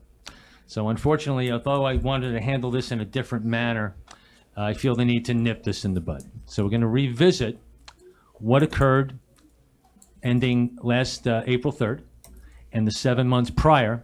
And I'm going to once again reiterate and show, without a shadow of a doubt, that I did not violate sunshine, and that is not going to be brought up again. So I'm just going to cover it. We're going to nip it in the bud right now. We're going to go through it from start to finish, nice and relaxed. Okay, if I could remember. Why am I being interrupted, Madam Mayor? Why am I being interrupted? Stop the clock, please. The attorney usually brings anything that he feels litigation will happen. Stop the clock, please. Because you began by mentioning that you're running for office, so politicking is not allowed in the city building. I'm not government politicking. building. I'm just telling you what the So- what the reason for all the nastiness now coming up again, and it's been brought up because I've come into the race, and I'm going to be Mr. here. and I'm Garcio, gonna are you defend using up your myself. time? I'm not. Then don't interrupt me. Okay? One at a time, So- both gentlemen, One at a please. time, then. The clock is paused. The clock is paused. City Attorney, you have the floor. Mr. Gercio, you're on pause. Okay, so my only comment is if Mr. Garcio strays and gets into politics, I would suggest that you gavel him to stop at that point because politicking is not allowed. He's already indicated this may be political, so if he strays, we need to keep him on line. That's fine, but we also, just so you know, we've also had other politicians come before there and call out their competitors from that same place, and you didn't speak up then for them. Okay. So I just want to make sure that we keep it even, Stephen, and we're fair with everybody. Thank you, Madam Mayor. Let's get back to the clock, shall we? And I would prefer you not talk about any politicking or campaign running or anything like that. Yeah, Madam Mayor. I'm just If bringing you would up like the to fact address that the this is issue how it's concerning happened. to you. This is how it's happened, and that's why I'm bringing it up, because I decided to run, that this is now coming up. If I could get back to my clock, I'd be okay. There we go. Resume. Now, the premise of all this was in the city attorney's report that suggested that I violated sunshine by improperly calling and noticing a meeting. If we go back to the meeting of August 7th of 2017, we were looking for a way to be prepared for our September 12th report to the City Commission and the Finance Advisory Board. And one of the members had suggested, Judy had suggested, that we could do another meeting. And when I asked the board if they would go along with that, or can we do that, the finance director, Marie Eleanor, was sitting to my right, and she was looking down, and she thought it was a technical question that I was asking her. And she said, and I quote, and the city attorney has quoted me on this, I can call a meeting anytime I want, as long as it's properly noticed and publicly accessible. Mr. Chair, she said, you can do that. I was told that notice was 24 hours. The city attorney in his report said more than once it was 72 hours. And he claims that that is in sunshine. It is not in sunshine as we look at it. As he starts off here, and you look at the film of the day of that night of April 3rd, and I would suggest that anyone, please do look at that. He suggests that during the meetings for November 6th for the FAB and the Bond Oversight Committee, that while he was there to help kick off that meeting and to give us a little sunshine information, that he noticed that I may have, on September 19th, held a meeting out of the sunshine and violated sunshine. That's impossible. He, of course, knew well before that night. He didn't learn that night.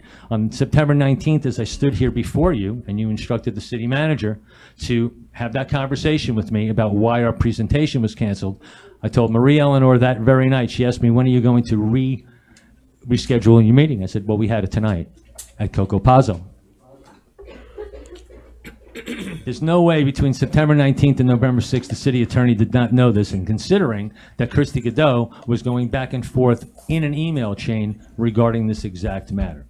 So for the city attorney to sit up here at the dais and say straight out, I learned about this or had suspicions about this on November 6th, he knew darn well that he knew that beforehand. And to cap that off, on November 6th, if you listen to that meeting, the city attorney came in, commandeered the meeting with an agenda that the city manager and he had made up for sunshine. And when I asked, how did this happen? He turned to me and screeched, saying that you think you're God, and then followed with, you're going to jail. You can listen to the meeting, it's right there. I suggested to him that if he continues along in this manner, that the night would not end well for him. It did not, of course, and we went on to the next meeting, which was the Bond Oversight Committee meeting. Now, if you listen to the November 6th FAB meeting, you'll hear the city attorney really be out of line, unprofessional and out of line. Now, I did go back at him, certainly, head on, but only in retort, not as an instigation in any way, and did not carry any of that over to the Bond Oversight Committee meeting.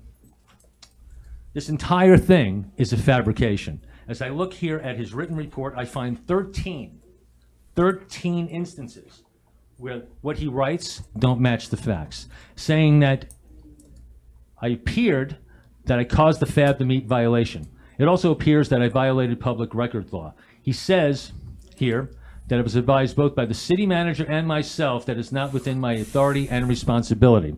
He stated clearly to you and to this dais that no chair has that authority to do so. That's not true at all. If you go to ordinance number 2012-23, which created the Electric Utility Advisory Board, it states clearly right here, the board shall meet at least once per month. The chair shall have the power to schedule special meetings or cancel regularly scheduled meetings as the workload of the board requires. He told you specifically, Madam Mayor, that no chair had that authority. It's here. And in the ordinance for the FAB, you found the right spot where it said, or at the request of the city commission or city manager, what came before or and who had that authority to call. Notice here in this city is 24 hours per the city clerk and per how we do with internal documents. If you look here, this is an attendance sheet for the FAB. And this sheet here is all the administrative duties that the finance department would have to help support and administer the finance advisory board. That's what this is all about. And it clearly says right here, must be posted 24 hours before the meeting. Now let's talk about that meeting and that notice. That notice was put up at 10 minutes to 5, meaning 4:50 p.m. on Monday, September 18th, for a 5:15 meeting on Tuesday, September 19th. That was the night that you had the first hearing for the budget here. We did have that meeting at Coco Paso. I'm not denying that. It's a matter of whether or not it was properly called, noticed, with public accessibility and ADA compliance, which it was. When he turns around and he says that the suggestion, we violated that by having it in a restaurant. These are suggestions that were made by attorney generals. This is not in the law, but he states it as law, and he clearly says that he makes the assertions that although reasonable notice is not defined in the statute, says it that it's not defined in the statute, 72 hours is required as per someone's opinion. Our internal procedures are 24 hours notice. Why did this all happen? On August 28th, when we did have that extra meeting, when the board got together and we had an additional meeting of 2017, we voted on several things. Unanimously for a public-private partnership at the beach, to rebuild the golf course, etc. As Vice Chair Tom Copeland was diving into the internal auditor's report, we got a text. Into our liaison, Jessica Savage, she got a text saying that there might be a problem with us reporting on September 12th to the City Commission. I didn't say anything about it at that time, but it was right in the middle when Tommy was doing the internal auditor's report. The next day, I had asked her, I sent her a note and I said, who said that and why? She said it came from Marie, from one through Marie. That's how it came. So I asked her to send the message back that we will be reporting on the 12th, and please to have the city manager contact me if there was any problem with that. Well, our report was pulled, naturally, from, as you know, and I stood here on the 19th and we discussed it. You had suggested, well, you actually told the city manager to make sure that that discussion happened and we should have a conversation about it. That conversation happened on September 22nd, 2017 at Calero's at 1 o'clock. It's the only thing here that's not on the record that I'm talking about. But the city manager came out into the hallway on May 1st when you took a break after I had spoke about this the first time. And we talked about that. And I said, the only thing that's not on the record is that conversation at Calero's. And he said, I'm not going to deny that. That conversation happened. So I found that very generous of him to go along and to say that that's actually what I was saying had occurred. At that meeting, it became clear why we were canceled.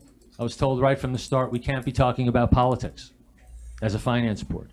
Well, Finance 101, they're going to teach you about management. Management being of a company, of a municipality, a state, or federal or sovereign government.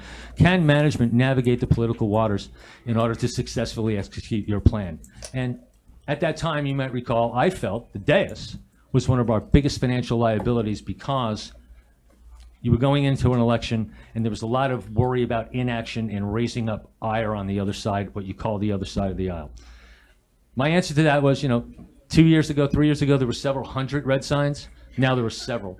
I cited the margins of victory that the three of you had prior, the road bond margin of victory, et cetera, and that there was a shift in city politics and there was no need to be afraid to say these things and to talk about these things. The next thing was that we were driving policy. Well, it's impossible to drive policy. We're a volunteer board, and we have no authority. All we can do is advise the city commission. His answer to that was, well, you're voting on things. Boards meet, they discuss things, they make motions. Actually, they make motions, discuss things, and then vote on them. That's what we do. He then suggested that we were too broad a scope. The Electric Utility Board is focused on that. Actually, they're water and sewer as well, if you read their ordinance. That we're too broad a scope. Well, the Finance Advisory Board, the ordinance says the finances of the city, not the finances of the city except it's all the finances of the city, which includes everything. Every blade of grass in the city that's on city property has a cost to carry associated with it, and therefore under the purview of that board. He moved on to then say that we were acting as an internal auditor. Well, I guess in a financial sense, yes, because we were covering the entire breadth of the city, but really the internal auditor was on a different level than actually that we were acting on. He then asked what was in the report that we were going to go for. I said, well, we voted unanimously to rebuild the electric utility. He said that was something that we should get behind. That's something that we should do. We were already working on it for a year, so it's not a big deal. He said, what else? I said, well, we voted unanimously for a proper public-private partnership at the beach. He said, you can't say that. There'll be red signs coming out all over the place. Commissioner Maxwell, then Vice Mayor Maxwell, said they'll be coming out of the woodwork. I said to them, look, the same conversation that I just said about the red signs and the shift and change. Following that, what else I said? The golf course. We voted unanimously to rebuild the golf course. It was the destination golf course for Florida for August of 2017, per the Secretary of State. He talked about our downtown. He talked about the location of the golf course. There's no other location except the par 3 on the water like that, and we felt it was a great asset for the city, and we needed to rebuild it. You can't say that, said the Vice Mayor. That's a political firestorm. And then, Well, I would prefer that you keep your comments to your direction as opposed to hearsay that no one was. it's not hearsay. This is my recount, which is also on the November 6th meeting. I recounted this conversation, and the city manager has already acknowledged that that conversation did occur in that manner. Okay? I was then asked by the then Vice Mayor, can't this wait until after the election? And I said no. I said no, and this is widely known. You know this. Everyone knows this. I said no to that. And it was a matter of credibility. First of all, my own integrity. It's on the record as of August 28th what we voted on. So what's the problem with having it public? Well, the problem with having it public is, again, it's a political firestorm. You can't say that because there'll be people coming out of the woodwork in opposition to anything that you have to say about that, right? That was the attitude of the time. It comes down to credibility. You know, you can't raise your hand and deem yourself to be credible unless you've already been deemed to be credible. And sometimes that takes years to do. And it could be with people that like you, but only see you every once in a while, so it takes a certain period of time that they say, you know what, this is a credible person. Or someone that's opposite you, that after a period of time, they say, you know what, this person's actually credible, and maybe I agree a little more with them than I do. If you compromise your credibility for any reason whatsoever, it goes from what you've earned to zero in a heartbeat, and you're not getting it back.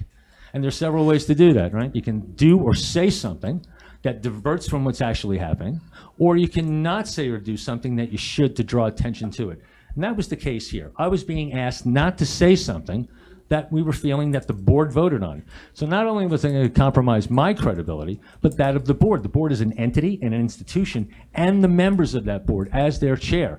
I don't have their permission to compromise their credibility. And this is what I'd been trying to tell them for 2 meetings, the October meeting that was canceled, and of course at the November 6th meeting, which I had the opportunity to do, right? And when I went to ethics on this in December, you had a meeting scheduled for the middle of December of 2017. It was postponed a couple of weeks, right before Christmas. And when I suggested, how could this be not a breach of the code of ethics? They said, quite frankly, you know, unethical behavior does not necessarily breach the code. And after contemplating that, I guess I get it. It's more about, there are different tenets, I guess, for the code of ethics. So I said, this is just politics. And they said, yes, it's just politics. Well, things have changed since then, right? May of 2017, Robert Mueller started an investigation into the 2016 election to see if there was any meddling by the Russians in the campaigns. And they had some low-hanging fruit that they were able to catch. They had some, I'm citing history, Madam Mayor, there was low-hanging fruit they were able to catch. One was Paul Manafort, where he was found 10 years prior to have had some financial malfeasance. And then there was Michael Cohen, who was candidate Trump's personal attorney, who had been found to make payments to someone to keep her quiet ahead of the election. Michael Cohen was charged with, indicted for, and pled guilty to attempting to suppress information ahead of an election that would have a detrimental outcome on the candidate for which he was making that request. There was no difference here, except for the method of influence being $130,000 to Stormy Daniels. With me, it was personal friendship, it was professional friendship, it became then pressure, it then became harassment in that sense. And you saw us go through this for 7 months. I'm no prosecutor, I don't know what happened here, but what I can tell you is it's exactly the same in my eyes. It looks like the duck test. The attempt to suppress information, that's 15? Yes. Ahead of an election. That's all right, that's 15, I'm good with that. Thank you, Madam Mayor. Thank you. Mary Ann Healy will speak. Okay. Followed by Mary Sijuan. I would never know how to pronounce that. Sijuan. Sizoyan? Sizoyan.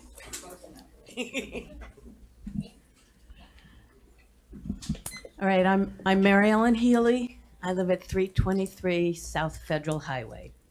And I'm just here to make a few observations about the block party. And it's awesome that it brings all these people downtown. And what I love about Lake Worth is it's all different kinds of things for different people, because it's not my kind of event, but I love that it brings people downtown in Lake Worth. But it concerns me about the J Street businesses and how they feel about it. And it's pretty obvious that the street closing component, which excludes J Street from being inside the block party, is an issue. And that the valet parking for the Playhouse and Caleros is an issue. And I just believe that we could be fair and that we could work it out to benefit all the businesses. And right now, it's J Street that's identified what their problems are, but maybe there are other businesses. But let's just say that the businesses that speak up have identified what they see the problem is. So I consider everybody in this room probably the most wonderful, intelligent, creative minds in South Florida. That's why it feels like home to me. It's a great community to live in, and I believe that we can fix it, and all it takes is the will to do it. So let's just do it and fix it.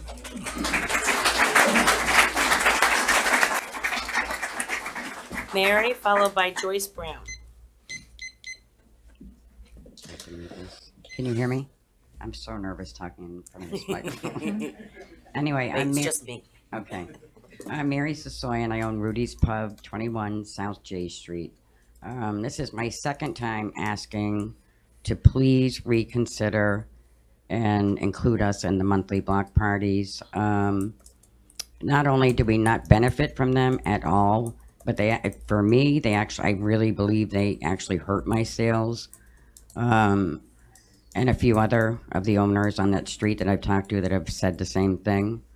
And, we just have so much to offer. We have, just great new business, healthy, respectful business owners really making an effort. I mean, going above and beyond. We're on a side street. It's very dark. That's another thing I'd really like to ask for is more lights and signage to show that we're there.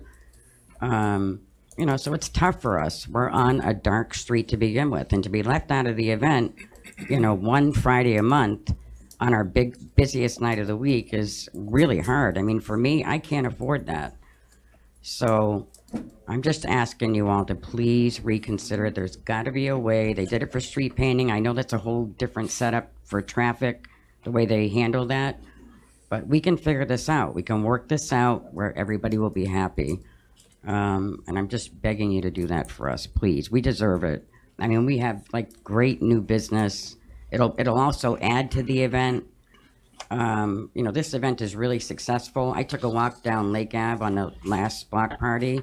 It was so wonderful to see those streets full of people, everybody smiling, happy. That's the greatest thing. And now that it's a success, it would be great to extend it. Keep these people interested. Now we're adding J Street. I would also talk about Lucerne Ave, but I don't think any of those people have complained about it. If they do in the future, then obviously I'd want them to be included. But anyway, that's the way I feel. I think it's the right and fair thing to do. I don't see any reason for us to be responsible for valet parking for Caleros or the Playhouse. I love both of those places. I support them 100%. But I don't think we should be responsible, sacrifice to make valet parking available for them. They have to figure out their own plan on that. We all want valet parking. Who can figure out how to do that? Anyway, that's my point. Just fair, and please allow us. It'll be the best thing that ever happened to that event. It'll triple the size. And 3 times as many people will come and enjoy it and come back and go home and tell 10 of their friends, and they'll come too. So please. And thank you. Thank you. Joyce Brown, followed by John Faust. Well, I wrote a very clever, I'm Joyce Brown, 15 South J Street. I wrote a really clever speech, but I can hardly top Mary over there. Pam, I want to thank you for your support in the past, going with me to go after grants and things like that. We're holding on by our fingernails. Most of the businesses in this town are, I think, at this point. We have suffered probably the worst summer we ever. I've been in town for 12 years, on J Street for 6 years.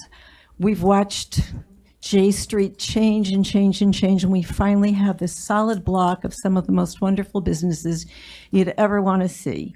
They're just great people. There's a variety of stuff going on there. They're really wonderful folks. I loved having the high school here because I wish you'd walk in and see the stuff that the high school kids from Lake Worth High School have created in our gallery. And even the kids from For the Children, Reggie's group For the Children, what they've done for us and how they've done for us. But we've come through the worst summer we've ever had with not even enough to even begin to pay our rents, which we've paid. We've never missed our rents. We've never missed our utilities. We're about to have our studios sold out from under us, and all of a sudden, here comes a block party on Friday night, the only night of the week that we ever really do business. We don't do it on Saturday nights, we do it on Friday nights. And 25%, that means every month of our business is gone. And it's gone from nothing to less than nothing now. So this last block party, there was nobody there. There was literally nobody on our street at all. People say, well, what if they park there? They'll walk past you. Doesn't happen. We had a meeting that Herman called with other business owners. I said, look, take my I have 2 parking lots. You know, park whatever valet parking they want over there. Use my space. I'll block it off for them. But just extend the street to Dixie like they do in street painting festivals so people can come up and down our street and see us. You don't want to lose J Street. It's like losing teeth. You can never get them back. Even false teeth don't work. And, I had in my speech a lot of, and so we endured, and so we went on, but we can't anymore without your support. We really, really, really need you to fix it for us and for everybody else. I worry also about the other little side streets that have little shops on them that nobody can get to. I do worry about Lucerne. I do worry about the 800 block of Lake because the barrier starts. So there are businesses on that block too that have to be suffering. And so we want the city to be fair to all of us. We're all equal partners in this. We're all equal businesses. Andy, we're all equal businesses here. Thank you. Thank you. John Faust, followed by Trish Mishler. John, did you want to speak on something else then? Okay. Modify the. Oh, no. All right. Hello, I'm John Faust. I am the chair of the Downtown Jewel Neighborhood Association and also the outgoing chair of the NAPC. If I can direct your attention to Craig Frost right here, the president of Pineapple Beach, the chair apparent of the NAPC. Hopefully next month he will be standing here telling you who the new board is for the NAPC. All right, a few different things. Let's do it in reverse order. March 23rd, the 8th annual Fluffing Fundraiser, Florida Urban Mini Putt-Putt Golf Home and Garden Tour, hosted by Downtown Jewel. Get your tickets now. February 22nd, the Great Taste of Lake Worth. This will be on the Friday night before the Street Painting Festival. This will be all on private property in and in front of our downtown merchants. Can't wait for this one. This is even bigger and better than the previous years. Lots of participation in there. Thank you so much, downtown restaurants and merchants. And the last one here is a week from tomorrow. It's our NAPC, the Neighborhood Association President's Council, Meet the Candidates Forum at the Lake Worth Playhouse. We have 6 awesome candidates, and we're looking forward to this. This is a good year for us. Still looking for ushers and timekeepers for the event. If you have any questions, you can send them to napcinfo@gmail. That is, yes. And that is it. Thank you so much for your time this evening. Thank you. Trisha Allison Mishler, followed by Dawn Maliga. I am waiting my minutes to Richard here. Well, we can't, he has only allowed one opportunity to speak. Okay. And Dawn Maliga, same thing. I'm not allowed to take the cards out of order or to shuffle the cards, so when his card came up, I had to. Okay. Dawn Maliga, she left? Okay. Sarah Maliga, She already, she seated her. followed by Yolanda Vasquez.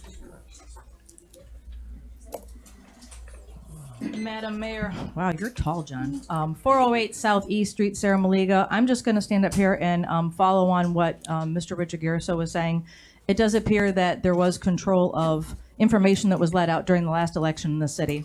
I would hope that the people who are in charge of this city, besides the people on the dais, will look forward to what was really done and what was really broken, what laws were really broken by obtaining information, withholding information, pertinent information in regards to this city, and what the Financial Advisory Board was going to bring forward as pertinent information that the voters needed to know before they cast their vote. And by controlling the information that was put out, you really controlled part of the vote, and that's all I have. Thank you. Yolanda Vasquez, followed by Rodolfo Plancarte. I hope I did it. Okay. Okay. Hello, my name is Yolanda Vasquez. I live on 511 South D Street. I wanted to talk a little bit about my personal experience. In May, I had a really bad car accident. I was unconscious on 10th Avenue South with my 4 children in the car. Obviously, I came to and everybody's fine, but that car was towed to my home. And I received, within a week, I received a notice on that car that was totaled, that was waiting for Gaines Co-Insurance Company to take a look. It was a total loss, obviously.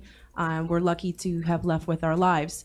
But that orange sticker from Code, they threatened to take my car, take my car off private property.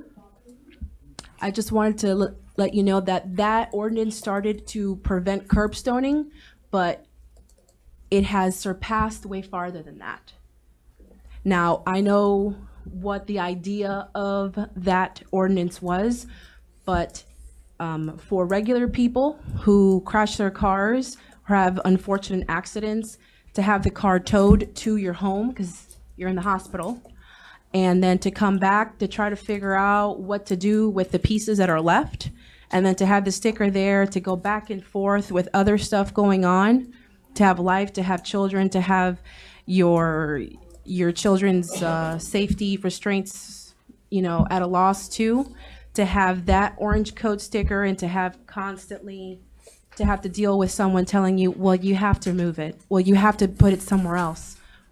Well, where do you want me to put it? This ordinance needs to be rewritten in a language where it says that you can't take people's private property from them because it's ugly. Now, many of the homes on the south side have their driveways in the back, so it wasn't hurting anyone. And that was my personal experience. I had to fight really hard to keep it there. I had to move it several times until Gaines Co. came to tow it. It was a pain, and I shouldn't have to go through that. Now that you know, I'm hoping that you guys will take maybe steps into looking into the ordinance to see what I'm talking about, because I know that you know. Thank you so much.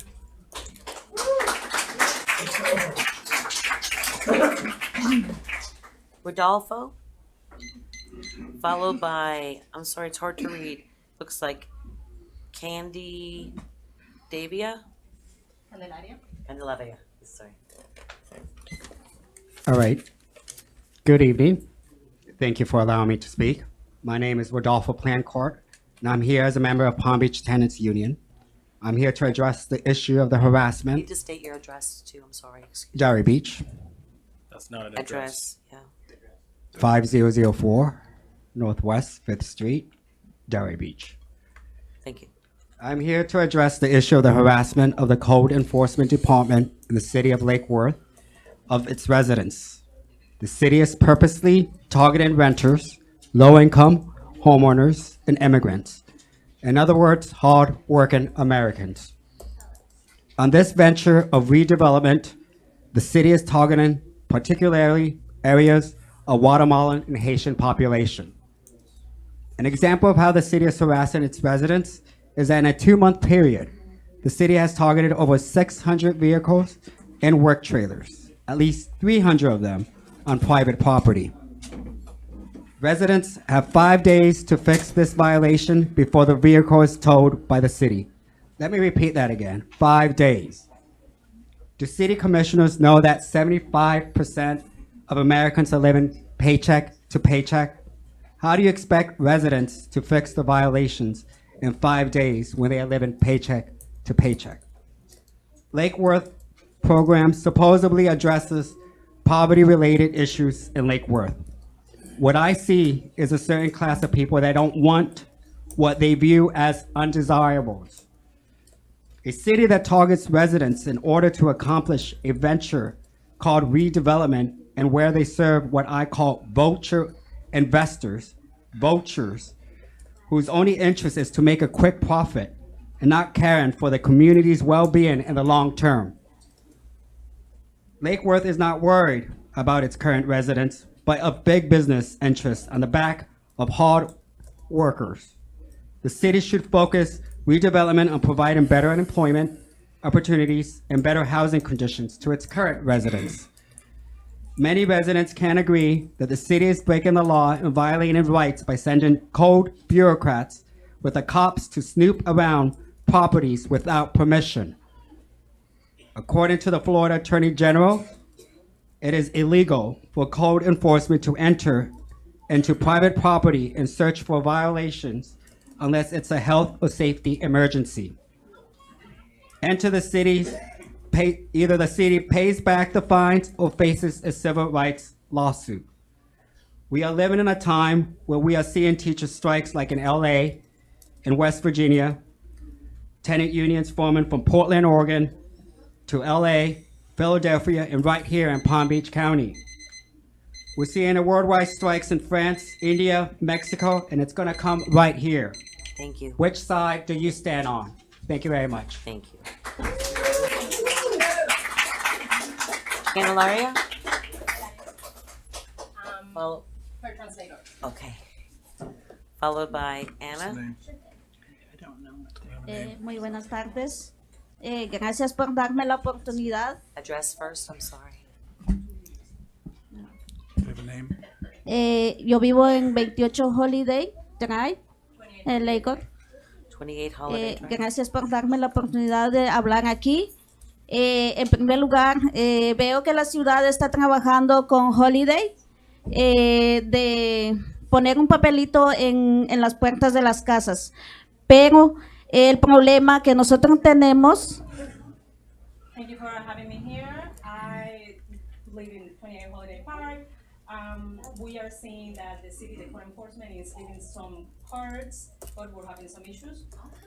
El problema que nosotros tenemos, la comunidad no habla inglés todo, no lee. Necesitamos un intérprete que nos interprete o que alguien nos conteste por teléfono cuando llamamos. The issue with the paper they're leaving is that it's all in English, and most of us do not speak English, and when we call and we leave messages, and nobody is responding. Yeah, if you could speak into the microphone as well, or if you wouldn't mind, could staff bring, the other microphone so you can speak? Thank you. Stop time, please. Yes, stop time. Hello. Oh, there you go. No, go ahead. Ese es el problema que nosotros tenemos. Mucha gente no habla inglés y necesitamos un intérprete. Otra cosa que en mi casa hay una tubería enfrente de mi casa y el desagüe del drenaje sale enfrente de mi casa y mis niños no pueden salir a jugar.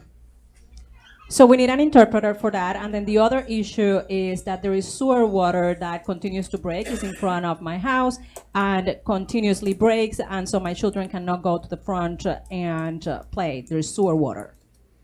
Soy residente de 6 años ahí y viene siendo desde que yo fui a vivir allá y nunca lo arreglan. He hablado a la oficina, hemos dicho y nunca hace nada. Entonces queremos que la ciudad, si nos puede ayudar, le agradeceríamos mucho. I've been a resident there for about 6 years, and since then, that issue with the sewer water has existed, and the management company has never done anything about it. So we're coming to the city to see what else can be done. We need it fixed. Gracias. Gracias. Thank you.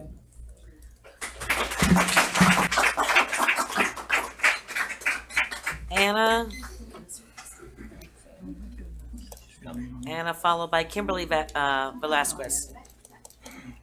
I just wanted to say I'm Anna from 35 South J Street, number 15, Lake Worth, Florida, 33460. I'm really grateful about the topic today because I love I'm grateful for the topic of the code enforcement because I've been known to pick up garbage. I love to just run out there like one of the guys, you know, just like one of the guys. Sometimes I run out there and I break down, I keep on breaking down cardboard. I know the most common found garbage are cigarette butts, liquor, including plastic and glass, as well as beer cans. So we should start thinking about a greater community in recycling. I'm grateful to have been quoted by FAB for the idea for broccoli. I took the initiative to call a greater system about the need for broccoli, even in our health system. People's like.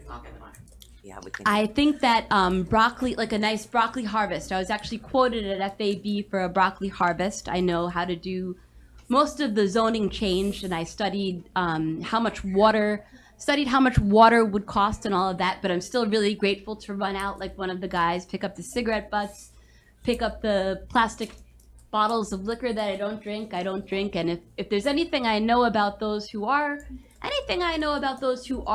drinkers or smokers, they should get in touch.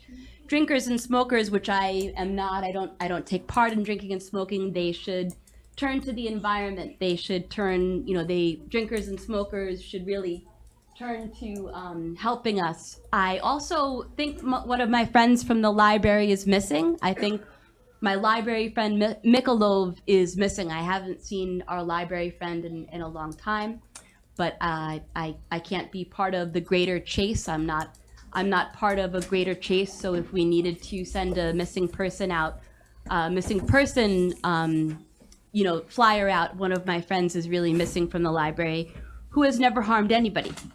Lastly, I took the initiative, like I did, to talk about a broccoli harvest, to clean up cardboard and break them down back by Lake Ave, and clean up cigarette butts that I don't smoke. I'm a non-smoker, non-drinker, clean up all those plastic, glass, and cans, non-drinker, non-smoker, so I take the initiative to do that. I took the initiative to order these. These are land trust pamphlets that we don't have at our city. I took the initiative, everybody, to order. I personally ordered these land trust pamphlets on my own, and I know all of the botany. I'm pretty much a botany whiz, horizontal and vertical from the old days. But I still would like to find Mikolov. I haven't seen it. Thank you very much. Where is the other microphone that was? Here. Oh, okay. I just want to make sure we have. Okay. Oh, no, yeah. I just was afraid we were going to get reverb with the two microphones right next to each other. Okay. Kimberly Velasquez, followed by. I'm sorry, guys. Sometimes you make it hard. What is that? Nick? Got a guy? Nick. Nick? Still here? PQ? Okay. So first, Kimberly Velasquez. Is Kimberly Velasquez here? Can they form a line so that we have minimal time between? Yeah. She's not here. Nick's here, though. Nick's here. Nick, up next too. Val Vermeulen is going to be. This is Val. Is this on the agenda item, or is this? No. Val left. Okay. What about Samson? Capeta? No. Okay, you're going to be after Nick. Then Tuesday, Gilliam? Tuesday, Gilliam here? Okay. She'll be next. Just giving you a heads up, so I'm going to be calling you so when you get ready so you can make your way. I know there's a crowd out there. Kyle Krakow? I think you might have left too. You might have left too? Okay. Penny Darling? Here? She's here. David Sims? All right, we're good for a little while. Sorry about that. Okay. Hi, my name's Nick Paliugi. I live on 429 North D Street. 429? North D. North D. Okay. Thanks. I'm here to speak about Operation Red Tag specifically. First of all, I believe the city has broken the law with this initiative by sending code enforcement and PBSO into residents' property without permission or warrants and seizing their property. There's an article on the Florida Attorney General website that outlines this question. Somebody asked the Florida AG, and they gave a pretty thorough response to the legality of code enforcement coming on people's property when it's not an obvious safety hazard, when it's just like a work trailer or something. Looking at public records, the city's given at least 300 red tag violations in the past 2 months on private property, not for vehicles blocking the right-of-way, not out on the street, but on people's own property. The city was sued in 2006 for violating the constitutional rights of residents as a result of similar code gone wild behavior. Those facts alone should make you understand that Operation Red Tag is a liability. Second, I know that the city used $400,000 of federal grant money for this project, which takes place almost exclusively in CRA areas. These neighborhoods have large immigrant populations, yet somehow the city couldn't find any piece of the $400,000 grant to translate violation stickers into Spanish or Creole, let alone hire a bilingual staff person in the code office. The friendly rhetoric the city uses about working with residents to make Lake Worth better doesn't square up with their actions in this case. Third, I want to talk about the language being used to describe people in my neighborhood, where I've lived for 10 years, Tropical Ridge neighborhood. The people in my neighborhood are not blight that need to be cleaned up. They're not health hazards. Fixing your car in your own driveway or having a work trailer visible from the street is not a safety issue, and it doesn't warrant the PBSO going door to door, snooping around people's yards and seizing their property. The hostility and disrespect the city has shown residents with Operation Red Tag is obvious, and I would like to ask the city to do the right thing and end the initiative and pay back any fines associated with Operation Red Tag, because it was obviously illegal. This would be much less costly than a lawsuit. Okay, thank you. Sampson? Sampson followed by Tuesday, and then Penny. Thank you for your time, commissioners. My name is Sampson Padnew. I'm at 2695 Hayden Drive, address Lake Worth, Florida, 33461. I'm a member of the Palm Beach Tenants Union, and I also happen to be co-chair of the Palm Beach County Green Party and the Green Party of the state of Florida. I'm here to talk about Red Tag Wednesdays also. I'm really disturbed to hear that this may have been facilitated by a community development block grant given by the federal government for the development of the community. Operation Red Tag is clearly preying on a certain type of resident in certain areas. Once again, as spoken earlier, you're given much less than a pay period to remedy these issues. And even though the principal was just here showing the breakdown of the demographics of the high school, I think it was saying 52% Hispanic this year. None of the codes are presented in Spanish. And if someone calls to get help, they don't have any help in Spanish. And if they want to come and complain to the city commission about it, they have to bring their own interpreter to make sure that they can be understood.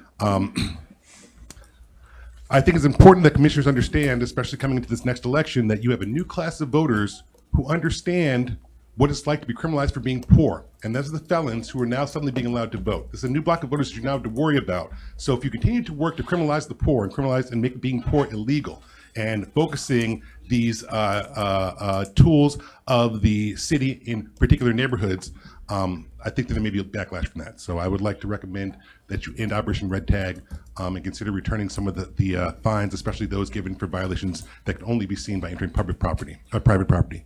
Thank you. Tuesday, followed by Penny, followed by David Sims.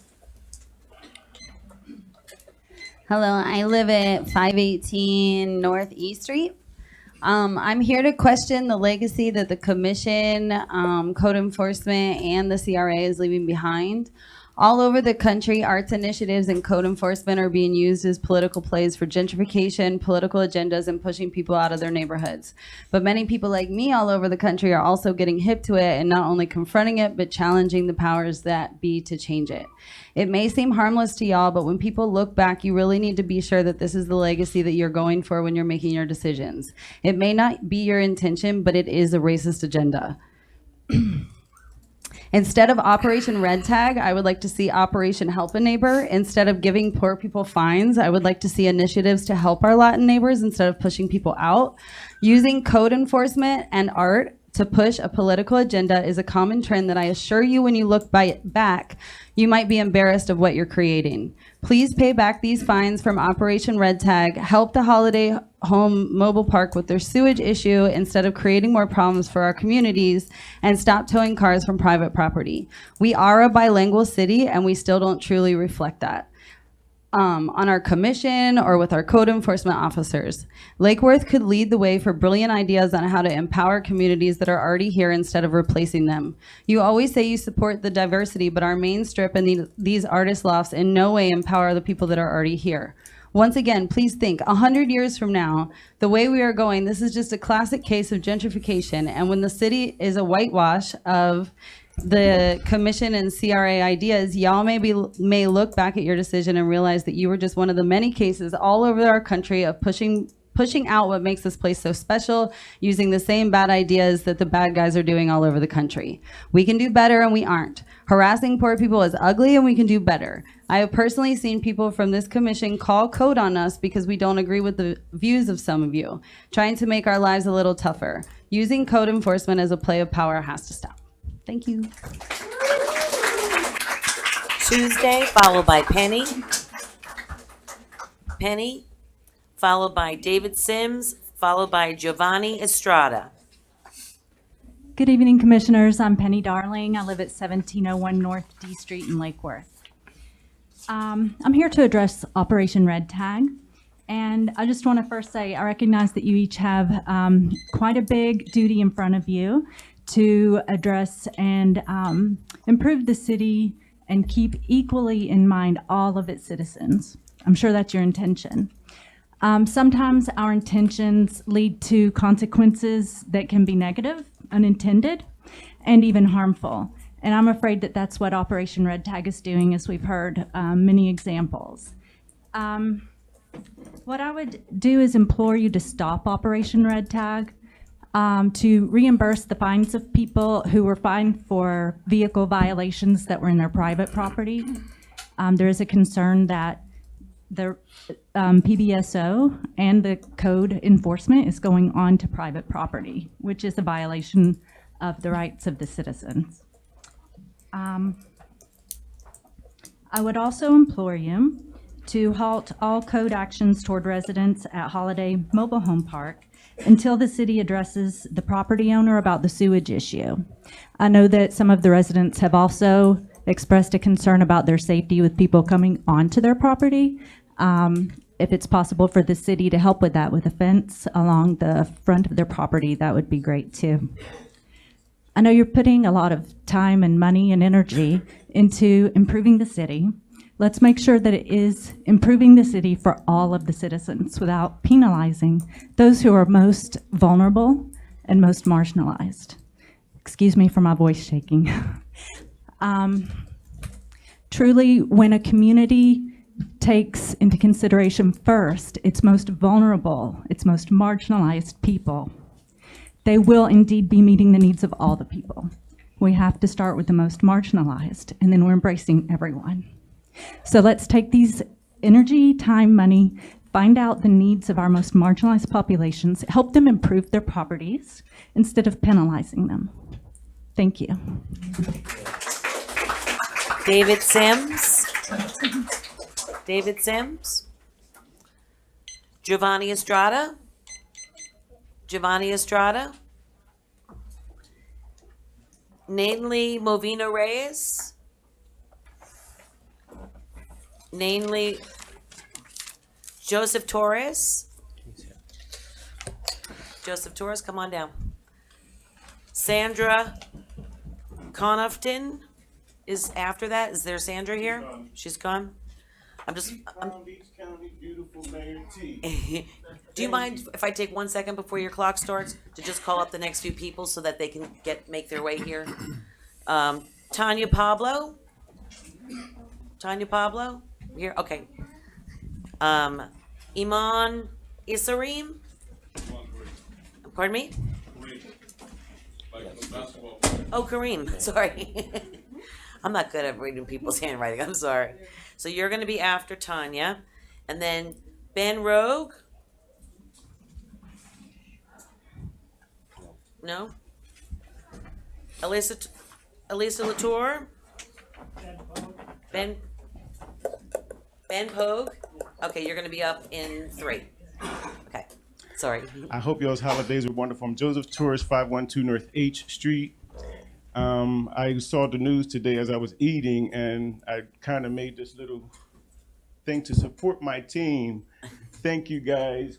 Committed to community. Yay. I'm not happy to hear that the trailer park has a sewerage issue. I know that we need code, we need our police. We can't fix our neighborhoods and communities without them. Yes, they should be able to go on private properties when you have cars that are sitting there untagged or whatever, broken down, and deploying our community. How else is it going to be addressed without proper code and proper police to assist? I'm having a problem with the businesses next to my home and the field next to my home. 2 lots from me is 2 lots where they're parking.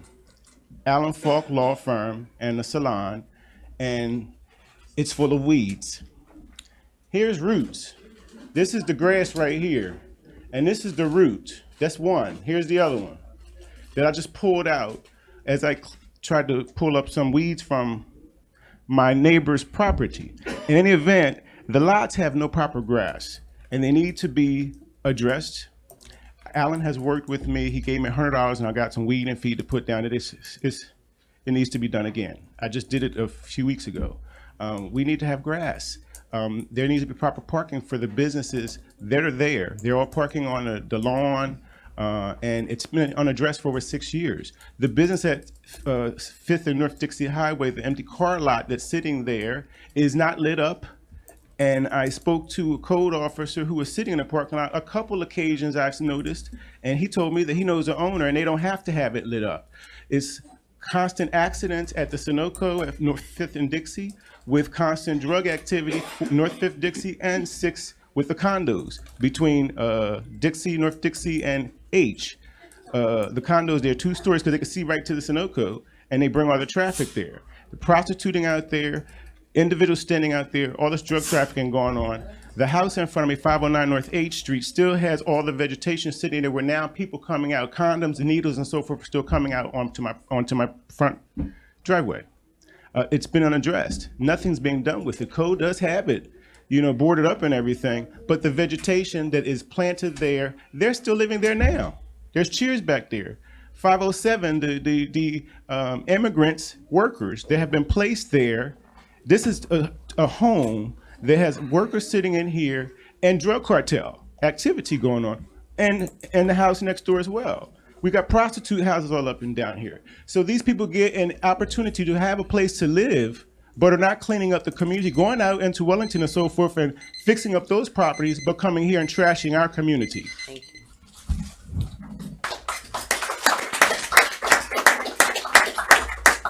Tanya Pablo?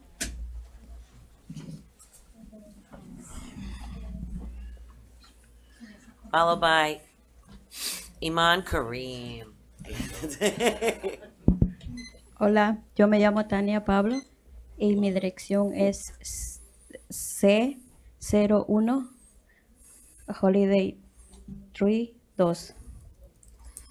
Good evening, my name is Tanya Pablo and I live in C02 Holiday Park.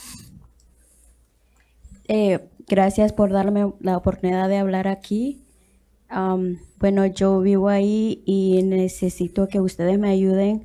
Quiero una cerca ahí donde vivo porque hay mucha gente que llegan ahí donde está la estación del tren y dejan la basura y me echan la culpa a mí. Thank you for having me tonight. I need your help in regards to a fence that used to divide between the holiday park and the train station, and it's not there anymore. Now people that pass by trashes the area every day, and now everybody says that I'm the one trashing it. Y hacen sus quehaceres ahí atrás de mi casa y mis hijos no pueden salir y yo creo que el tren no tiene un baño público ahí. And people do their necessities in that area because the train building do not have public bathrooms. Y también quiero So my children cannot go out to play in that area. también quiero que no quiten ustedes el Porsche porque dijeron que iban a quitar el Porsche de nuestra casa. Bueno, nosotros así compramos la casa. Yo ya llevo como 3 años viviendo ahí y no es justo que ustedes lo quiten. 3. And I need your help with please not taking down the Porsche. They're asking for us to take down Porsches, but we bought the house that way. I've been living there for 3 years. Y es todo, gracias. That will be all. Thank you. Thank you.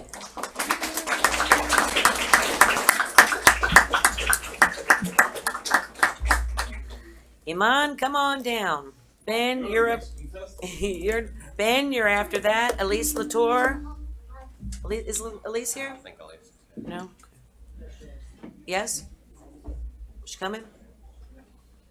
Followed by Erica Geddig. Followed by Flavia Franco. Followed by Nicole Say. Sorry about that. There you go. Okay. Good evening. Good evening. Hey, thanks for the beer thing. Appreciate it. Your name? My name is Iman Kareem, 2311 10th Avenue. I'm not coming here to say anything bad. Actually, I bring greetings from Mayor Stephen Grant from Boynton Beach. For the past 4 years, we've been doing a festival over there. It's called the Bangla Fest. It's like basically a cultural fest for the Indian Bangladesh community. But unfortunately, they're going through some rehab process right now. So we were looking for a new place to do our festival, and we picked Bryant Park for April 14th.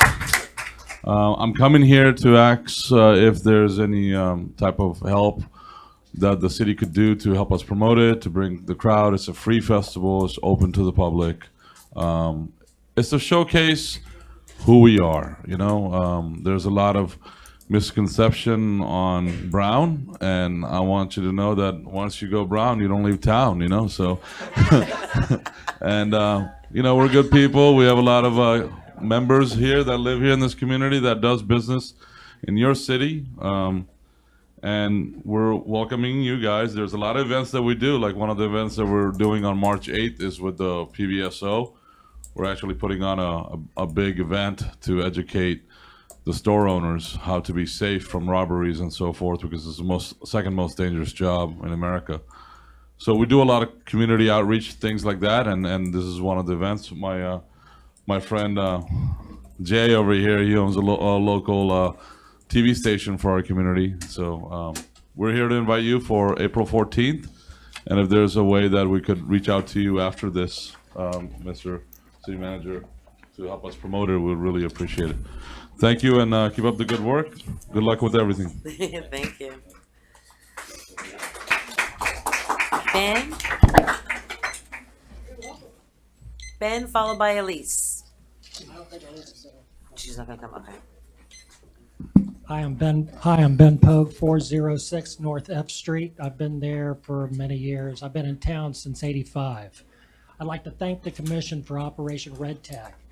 As a property owner and a lower middle income person, just like most of the people on the other side of Dixie, I like seeing the improvements. I like seeing all the cars taken away.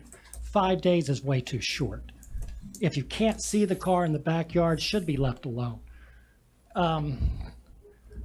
The businesses, some of them are being chased out of there in the residential area. I can understand. If they're small enough where people are not complaining or not noticing, they really should be ignored. But I understand that it's hard to judge that. in general, I like red tag, and I want to see my property value jump. I have a tiny little house, just like everybody else in that same area. And when I hear people mention immigrants, it's condescending. So many of the immigrants I know are buying their own houses and have been buying their own houses for like 10 years and more, 20 years actually. When I'm thinking about it, it's like 1999, 1998, when the properties were really low. Many, many people I know from all over Central South America, Caribbean, bought their houses, even some of them before they got their documentation. So I don't know, I don't like the condescending, statements, but what you're doing is right. And please continue it and put more energy behind it. Thank you. Ben, followed by Erica. Erica Gettig. Erica Gettig. She wrote, please read. It's crucial for the city to develop a coherent plan to address delinquent landlords and that's fine. Sorry, that was it. Public comment. Flavio Franco.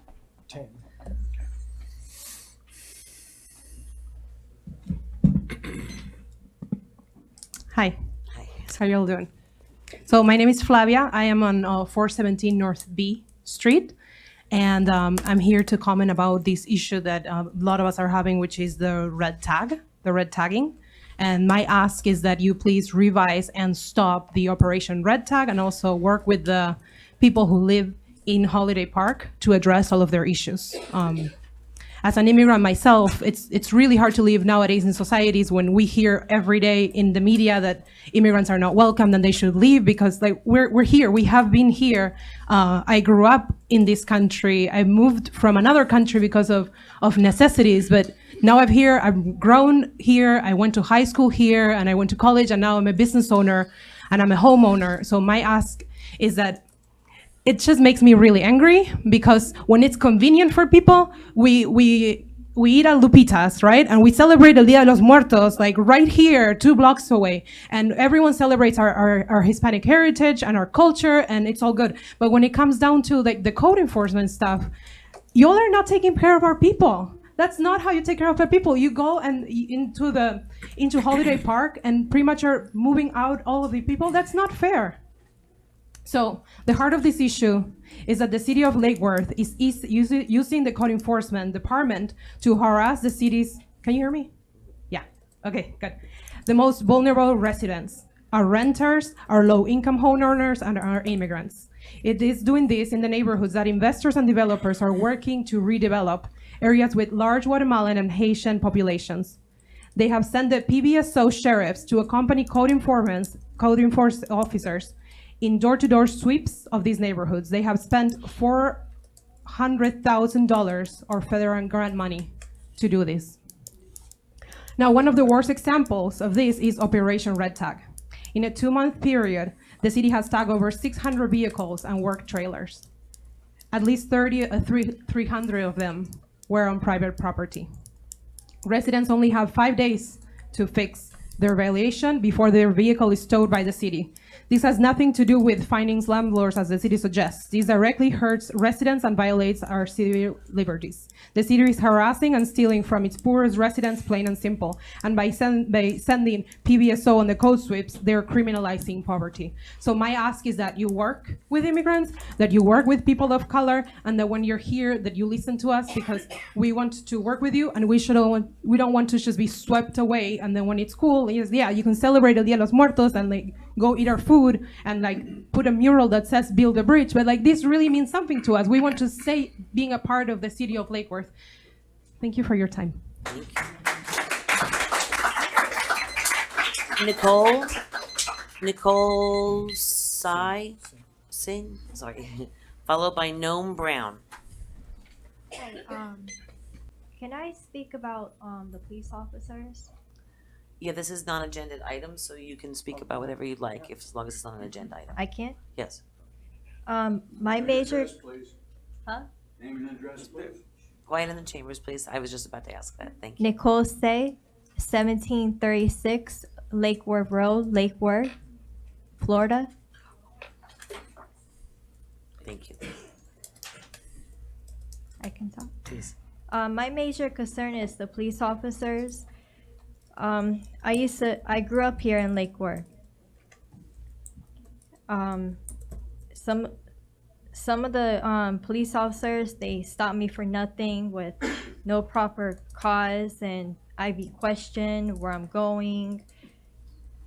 I actually moved out of Lake Worth for a couple years, about 2 years, maybe 3, because it got so out of control, you know. I'd be going to the store, Publix. I don't have a vehicle, so obviously I have to walk or take the public bus. And I'm always constantly stopped by the police officers. And I had actually moved out of Lake Worth. Now I'm back in Lake Worth, and we're currently staying at a shelter. And there's one particular police officer constantly, you know, every time I'm walking down the street, he's always constantly riding by, rolling down his window, making comments to me. I actually spoke with the lieutenant, and he told me that he cannot do nothing because it's just words.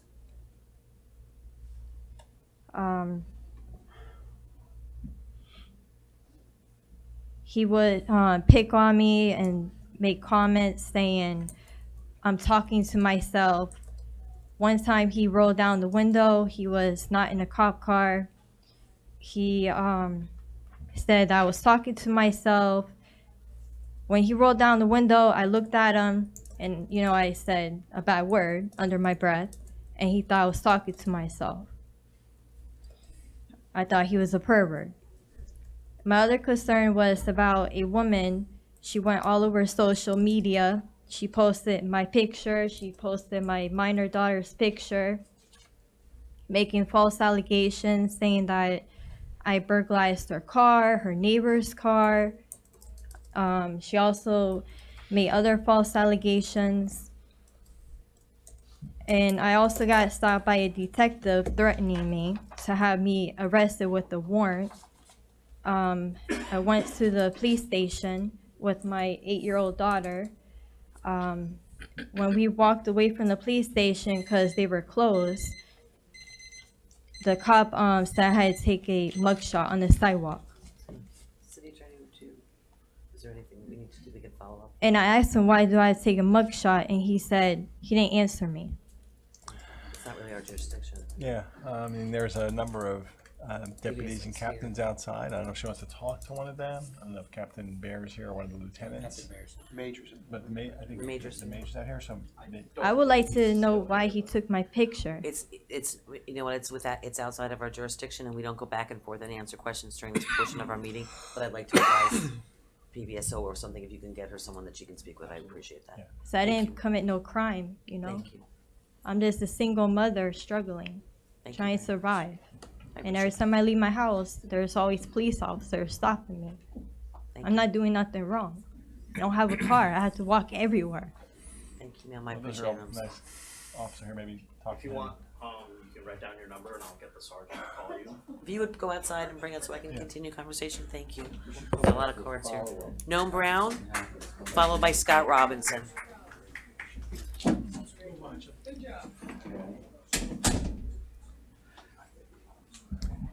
Good evening, Noam Brown, 1701 North D Street. I'm here to speak against Operation Red Tag and what's happening at Holiday Park. A lot of people have spoken about this issue already tonight. I'm not going to necessarily repeat all of the points, but I really do appreciate all the points that have been made so far. I think they're valuable points, they're valid points, they're important that hopefully you're listening. It looks like you are, and considering ending Operation Red Tag, looking into this ordinance and helping the people out at Holiday Park. You don't address issues of poverty in a city by targeting people who are experiencing and struggling through poverty. You don't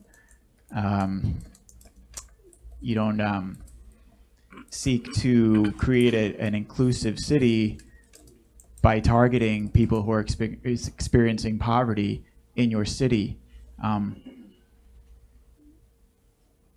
if you feel like that's not, if you feel like that's not the intent of Operation Red Tag, well, there's a difference between intent and effect and impact. That may not be your intent, but people are telling you that this is the impact that it's having. And that needs to be considered. So revisit your approach if you're trying to help a city and if you're trying to help residents of the city and you tried something and this is the response you're getting, please look back at it and say, okay, we need to look at it in a different way. We need to listen to people saying that this is a racist policy. This is a racist way of looking at things, and we need to change that. And as it's been expressed before, this city is not, I've been here for 16 plus years, and it's never been represented in City Hall, not just on the dais, but in downtown and in these meetings. And we need to see the commission and the city as a whole take better care of all of its residents in this city. So please take that into consideration, and thank you so much. Scott Robinson. Scott Robertson, followed by Taylor Materio. Taylor's here. She'll need a minute to get in. Scott Robinson? Scott's out front, I'm gonna grab him. Scott's here, we're just getting. Okay, you got, we don't hold the line. Especially with 200 cards here. Come on. Taylor Materio? Is this, it says tenant rights resolution. That's actually That's 12C. That's 12C. Hey. Adam Wasserman? Adam Wasserman.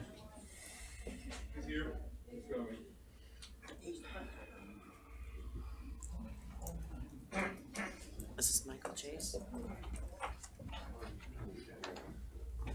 City Hall change. Adam Wasserman? That's you. Okay, cool.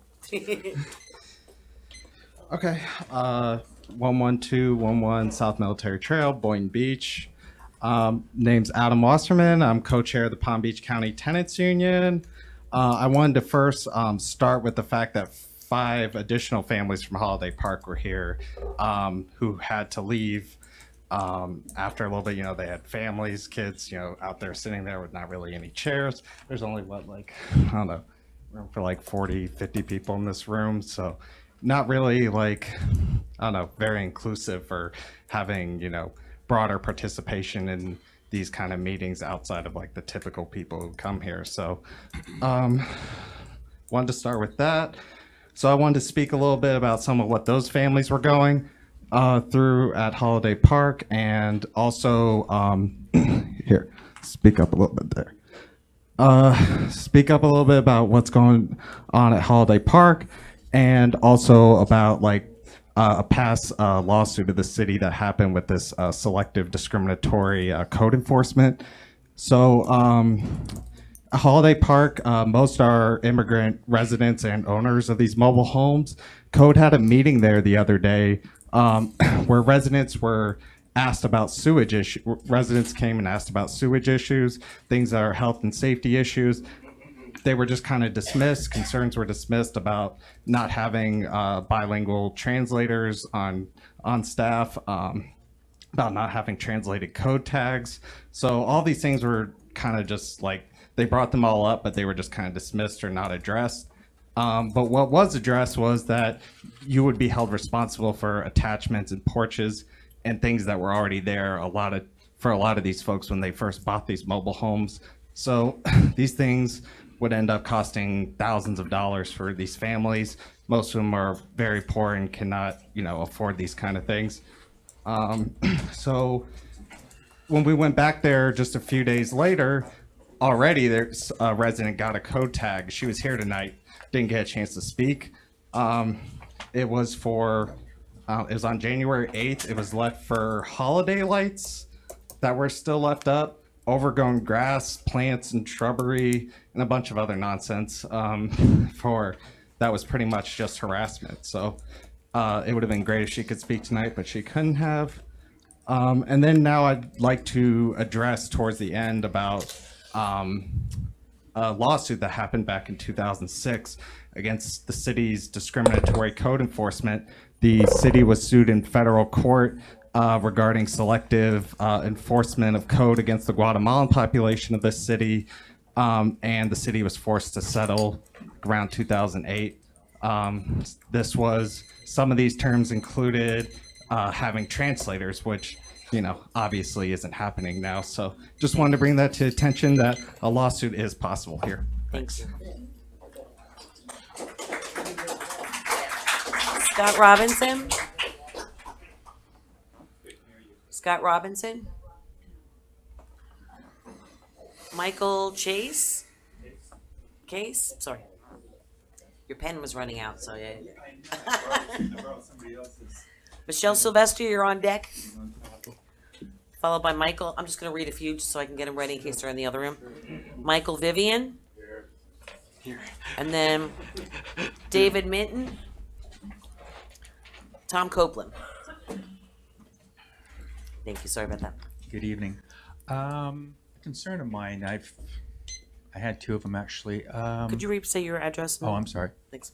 Mike Case, 11 South C Street. And Michael Case with a K. Now can I start my clock? Please, you're Thank you. good. Okay, I'd love to have 15 minutes. That said, I'm concerned for environmental things regarding, I know they want to put electric generators in the Gulf Stream. I know that at one time I was here for a meeting years ago, they wanted to do that, and then they wanted to draw cold water out of the Gulf Stream, used for cooling towers on condos. Anyway, if any of this stuff comes up, I know FAU is working on a project to put those electric generators in the Gulf Stream still. If this comes up, guys, once we slow this stuff down, once we mess it up, once we interrupt its flow, I mean, that Gulf Stream circles all the continents. It controls all of the cold, hot, everything. And we're not going to have the ability to kick it back up and get it moving again. And if we take cold water out of the Gulf Stream to deep waters, then warmer waters, stronger hurricanes, they follow that. The other thing is, just a thought that came in. I mean, we all have engines with oil, and here we are taking oil out of the planet. Now we've discovered this whole new oil reserve in America. And then we say, oh, global warming. And I just thought, we're taking engine out of the planet oil. And then we're wondering why we're having issues, and I'm just not sure where that's going to go. And no, we can't stop it, but I just figured I'd get it out there where you guys might be able to bounce it off higher ears. What was the other topic I wrote? Lake Worth Beach. Oh yeah, I'd love to see Lake Worth Beach as our city name, so it differentiates, because I've had people over here say, oh, you live Lake Worth, we always see them on cops. I'm like, no, that's the stuff west of I-95. So if we were differentiated as Lake Worth Beach, that would be really good. And then anything with code enforcement, cooperate. I know the word compliance is strong there. Cooperation, communication, compassion. That 5-day period, I think it should be 10 or 15 or whatever. Give people a chance to, deal with things. As homeowners, you just don't want to go, oh, I have this thing I have to deal with this week all of a sudden. And yet my whole life was kind of scheduled, and it had other things going on. And I never got flagged for anything, by the way. But I'm just saying, I was on a code board once, and not for here, for my other city, Fort Lauderdale. Thank you. Thank you. Michelle Sylvester, followed by Michael Vivian. Hi, Michelle Sylvester, 525 Lake Avenue. Got to put the cheaters on. A couple of things. I'd like to know when we can expect for live broadcast to occur of the commission meetings. It's really disadvantageous for those of us who work for a living outside of the city to try to get here by 6 o'clock to listen to the proceedings, and it would really be helpful. The next item I have is the zoning. I understand your red tag project is going on, and there is a need for cleaning up the streets of these derelict cars and whatnot, but I think 5 days, if that's what they're giving people, that's maybe a little short. I'd like to see more code enforcement in the commercial zones. We have murals that have gone up without permits. I'd like to know if there's a program to whitewash those walls. The next item I'd like to talk about is as a business owner, we totally support Lake Worth Beach as being renamed Lake Worth Beach. Capitalize on our beach, where people like to go on vacation and citizens like to play. And speaking of playing, I'd like to give a hands out and a hoorah for the block party. It's been fabulous. We have a new mural on our building at 525 Lake Avenue. And the crowds have been building. I think we've had now 4 block parties, and they're really coming together. I think it's a real win for the city, and I would encourage it. I understand there's some concern on J Street. I feel their pain. We all feel their pain, but we have to bring people into the city, and that yields to a parking problem. And so I'd like to leave on a note that says 2 things. One, we desperately need a parking garage, at least one. And I'd like to encourage all your neighbors to come out and enjoy our block party and our other events that are coming up. And tell your neighbors and shop local. Thank you. Thank you. Michael Vivian, followed by David Minton, followed by Tom Copeland.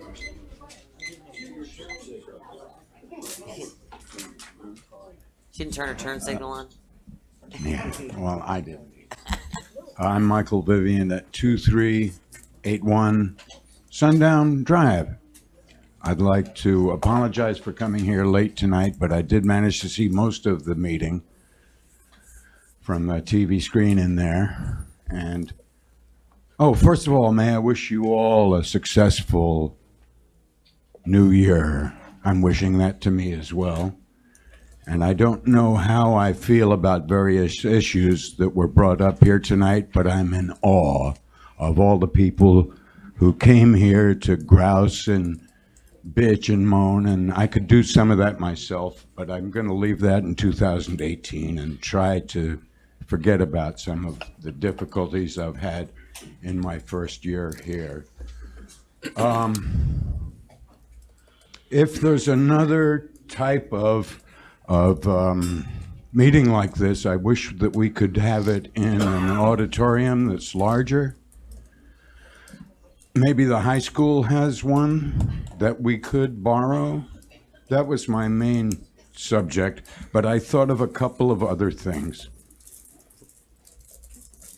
It's nice to not see Blondie in the park. I mean, it was nice to see her for a while. She was once introduced to me, and I knew her husband a little bit. But I'm glad to see the food truck invasion having started. I mean, having finished, because their generators stunk and made a lot of noise. And I tried a lot of their food, and that was nice to have had. I could bitch. No, I'm not going to do that. I thank you for your time, and let's do 2019 real well. I admire my neighbors. I admire you all for very low pay, I understand, for trying to put up with all of us. And I hope you continue. This is a democracy, some great person once said, is a wonderful experiment. And it's a pleasure to come to these meetings. Keep up the good work, please. Thank you. David Minton.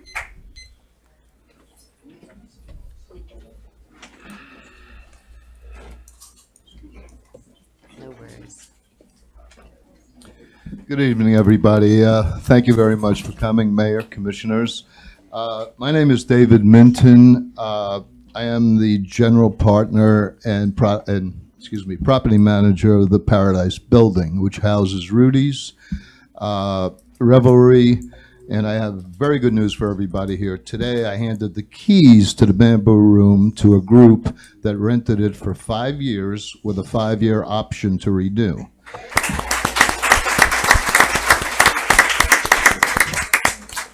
In 2015, when my son and you're invited.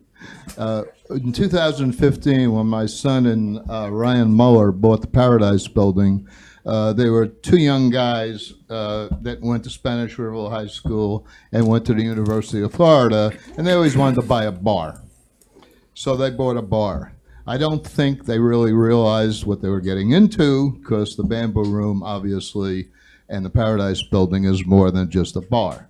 It's an iconic blues, jazz, and music room that is catered to amazing musicians and entertainers and terrific crowds over the years. When Russell and Karen McKinley owned it, I did know Russell quite well. And, you know, besides being a great sax player, he really knew his music. So with all that said, I spent a lot of time at the Town of Palm Beach Town Council meetings for one reason or another.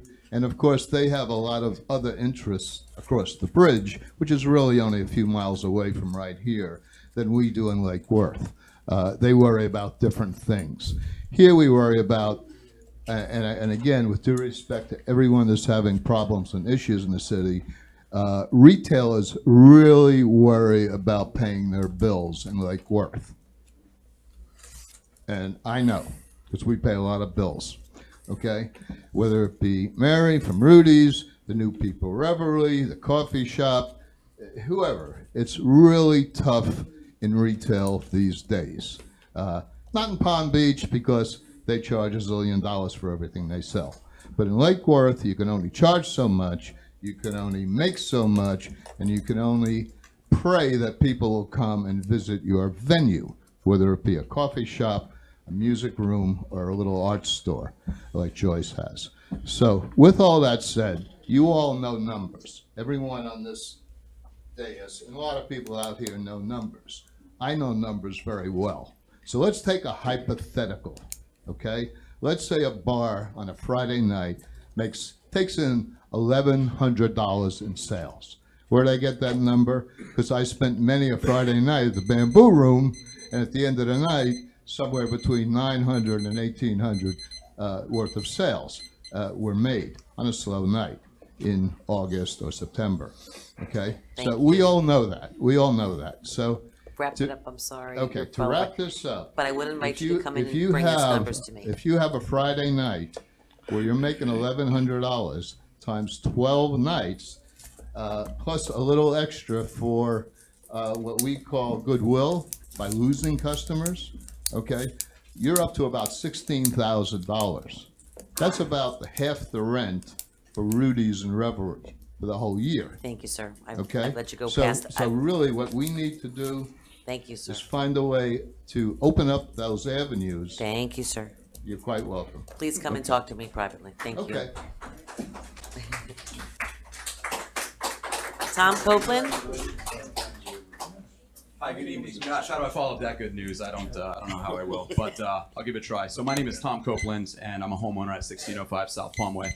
What I want to do tonight is, and I hope that the group is still here to hear this. What I want to do is come out in favor of red tag. And the reason is that there's been a couple of narratives that have been laid out tonight, and not all of them are entirely accurate. So I just want to put out a couple of reminders. One of them is that it's not just in the CRA. The red tag program happens all over the city. Another thing is that code in both theory and practice is colorblind. Code enforcement officers are trained to go out and look for the codes that they see that are visible to the eyes. That's something else that's important as well. It's also not just in Holiday Park. I know in my district, in District 4, in the southern end of the district, there was a couple of months back when PBSO was in tow with code red tag. And what they found was a fugitive who was running, a fugitive who had been running for the law for some time. They were able to apprehend him, see him, witness him, chase him, and apprehend him. So that was a huge win. So this is a public safety issue is what this is. The city is charged with creating, establishing, and ensuring public safety for its residents. So Code Red is part of that, is part of making sure that, that we're doing the right things in our city.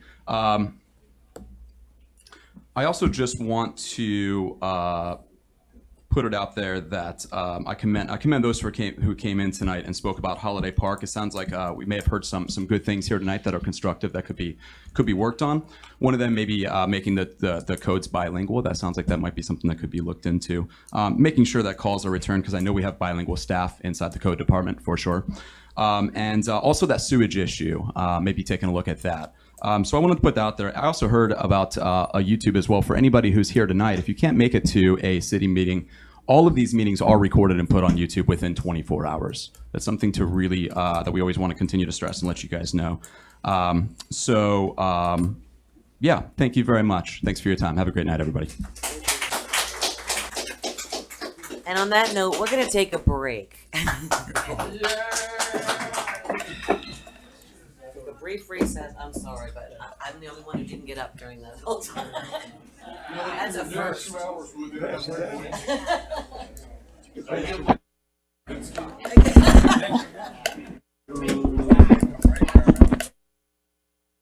Only 5 more minutes. We've already heard.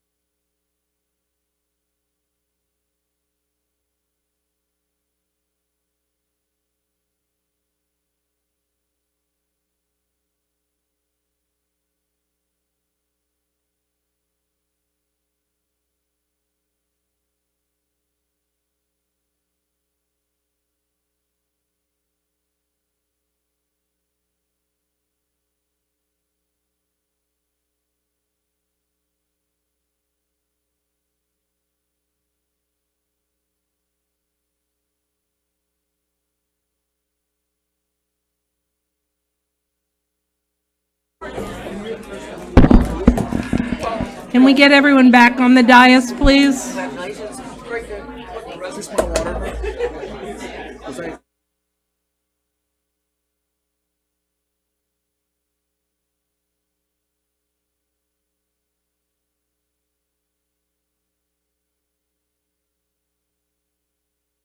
In the house. Got it back into. Can we come back to the dais, please? I had no idea. Right there. Sit. I had no idea. Please. Second row.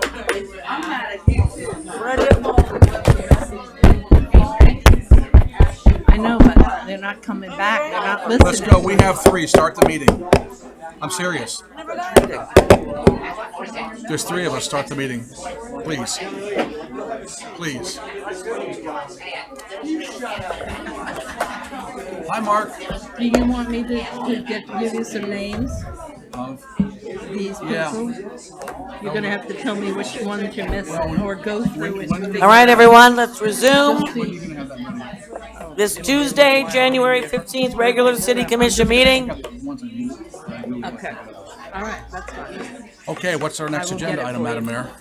Order in the chamber, please find your seats. We have resumed. We are live. We're going on to approval of the minutes. Moved by the Vice Mayor Pro Tem. Do I have a second? Second. Seconded by the Vice Mayor. All those in favor state so by saying aye. Aye. Aye. All those opposed? Motion carries unanimously. The consent agenda. So moved. Hold on one moment, please. City Attorney, Yes, Madam Mayor. a question for you before the consent agenda. I once did business in a 28-day period with someone, and I don't know if for my private creative endeavors that I have, that I did business with someone in a small dollar capacity, but they're in the consent agenda. Should I recuse myself from voting on the consent agenda? Are you currently? No, I'm not. You've disclosed. You don't need to Just wanted to make recuse sure. yourself. You can vote. Rather be safe than sorry. Thank you. Second. So we've got a motion on the floor by the Vice Mayor Pro Tem, a second by the Vice Mayor. All those in favor state so by saying aye. Aye. Aye. All those opposed? Motion carries unanimously. Moving on to item 12A. Hey, stranger. Sorry, 12A. Richard Pinsky, update legislative session. Welcome. Hey! Woo! Yeah, if here would be better, please. Exactly. And he thought everybody was tan here to listen to his report. Now I don't have an audience. Where did everybody go? They came just for you, but it just got too late. Good. The hardcore group. Did you recognize Laurel Robinson here this evening? No, I did not. She's the public housing director in West Palm Beach, Florida. I did. Laurel, very, very nice to have you here. Thank you Hi, very Laurel. much. Why are you turning red? Why is he turning red? Herman's turning red. Bad enough, Richard. Test 1, 2. Okay, Mayor, Commission, thank you very much. I also want to wish you a happy, prosperous 2019. And when we were here in August and gave you the preliminary presentation, it was before the elections, sort of gave a prognostication of what may occur. A lot did. I'm not going to show you what I gave you in August because some of the predictions didn't come out, but no one will know that but me.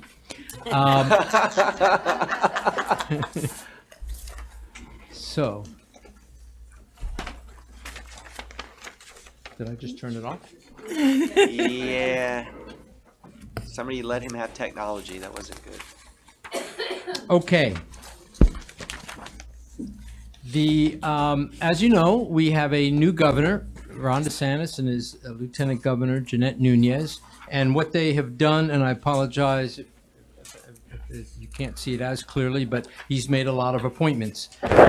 Some of you may know Dana Young, former senator. She's now CEO of Visit Florida. I just want to highlight some of the ones that we're obviously going to be working with and that may pay closer attention. The state of Florida does have a new supervisor of elections, Mike Girdle. He was from Seminole County, former supervisor of elections up there. Let me see if I do this right. Nope, went the wrong way. Yeah, there you go. Okay. Then Jamal Soul, he was from the Port of Tampa. He's now Enterprise Florida President and CEO. And Richard Corcoran, Florida Education Commissioner. And if you thought public education was in danger when he was the speaker, you have seen nothing yet. Jared Moskowitz, former House member, is now director of the Florida Division of Emergency Management, and they're the folks that run everything when the hurricanes occur. Noah Valenstein, who is currently the DEP secretary, Ron DeSantis is keeping him. And I believe Noah will have a new agenda, which will be front and center for the South Florida Water Management District. Ken Lawson was formerly Visit Florida, and before that he was the Secretary, Department of Business and Professional Regulation. He is the new Sissy Proctor, who we had down here recently, and he is going to be the head of DEO. So when we do talk about ocean wave current energy, Ken Lawson is going to be somebody who we're going to want to make as our new best friend. Then also he has not been shy about replacing old staff and bringing in new staff. Some of these names may look familiar to you. Shane Strum was Chief of Staff under Governor Christ. Stephanie Kopalousis was Secretary of Transportation under Charlie Crist. Cynthia Kelly is a holdover from Rick Scott, and Chris Spencer was Chief of Staff for Senator Jeff Brandeis. Those are the folks that probably we're going to be dealing with in our issues, particularly folks like Chris Spencer, Stephanie Kopalousis, anything that we're going to want to be talking about for our legislative agenda. We heard earlier from Senator Lori Berman. And she is our Lake Worth. She is our senator. I'm giving you all the members of the delegation. I've highlighted those that actually represent a portion of Lake Worth. Representative Al Jaquette, who I understand was unable to make it this evening. We have one key appointment that was made. Marilyn Magar is Speaker Pro Tem, basically the Vice Speaker. So we have Jose Oliva, who's the Speaker from Miami. Number 2 is Marilyn Magar. She is from the Palm Beach delegation, so that is a plus for us. Mike Caruso, which I know, Mayor, you've been exchanging calendars, trying to have a meeting. He had to cancel on Friday, but Mike replaces Bill Hager. And then, of course, we have the new freshman Joe Casello, who the retired firefighter from down in Boynton, and he is taking Lori Berman's House seat. So those are the folks that we turn to when we need help in the coming session for Lake Worth. One more time, go through the dates. Right now, we've had 2 interim committee meeting weeks. We just finished one last week. We're off this week. We go back up next week, and this is when the committees begin to hear presentations from agencies. Some initial bill hearings will be going along, a lot of budget presentations. So also next week will be the deadline for any bills that have to get drafted. It's an early deadline this year for the Senate. And then 30 days before session starts, so sometime between now and February 5th, likely the last week in January, probably early February, the governor gets to present his budget. So particularly Commissioner Hardy, that's where we're going to see our first glimpse of what he's going to do to Sadowski. Will be when that budget comes out. Now, of course, when he presents it, it is immediately dead on arrival because the legislature is actually the appropriator, and sometimes they say thank you very much and they file it. But a lot of times they'll pay attention to it. So the honeymoon is going to go on this session, so they will probably pay attention. And we've got 3 committee weeks in February. Session kicks off March 5th. Palm Beach County Day, for those that are planning, March 5th and 6th. Then for those that are active in the League of Cities, Commissioner Amoroso, action days are going to be March 26th, March 27th, and then hallelujah, May 3rd, session is over. And as Lori puts it, it is then safe. Your life, liberty, and property will then be safe once again. The session issues, we'll touch on these, and then we'll get into our issues. Of course, we're going to see vacation rentals again. It's already being talked about. And the issue there again is local oversight. So rather than a uniform approach, and because there just are some neighborhoods that have different sensitivities than others, and that deserves local control. Sober home is going to be back. The perennial home rule versus preemption. Appropriations is going to be big, as Lori said. We could see as much as an 87, 88, perhaps even $89 billion budget. But unfortunately, there's not many members of the Palm Beach County delegation that are actually in the appropriation process. We have Matt Wilhite, who is on the TED, the Transportation Economic Development, and then we have Rick Roth, who's vice chair of the Ag Appropriations in the House. Lori sits on an appropes, and I believe Bobby Powell does. But other than that, Palm Beach County was basically passed over from the House and Senate leadership as far as key appropriation slots. So it just makes our work a little bit harder to make sure we have our appropriation stuff in a track to be successful, because we certainly are going to have very few people. Last year we had Al Jaquette. We're going to have very few people we can go to here at the end. Septic tanks is going to be big. The big issue there is we're going to wait to see, as you know, Governor Rick Scott refused to use the credit card. He was opposed to bonding whatsoever for anything at all. No way, no way. However, every year they put, as you know, about $50 to $60 million in water projects every single year. Most of those septic to sewer, outfall, stormwater. So if you take that same 50 million, 70 million that you're going to be appropriating every year and bonded that, you'd have 800 million, almost $1 billion that you could actually put a serious dent in the challenges that we face in all the communities. So there's a hope that Governor DeSantis is going to take a different tack and consider doing that.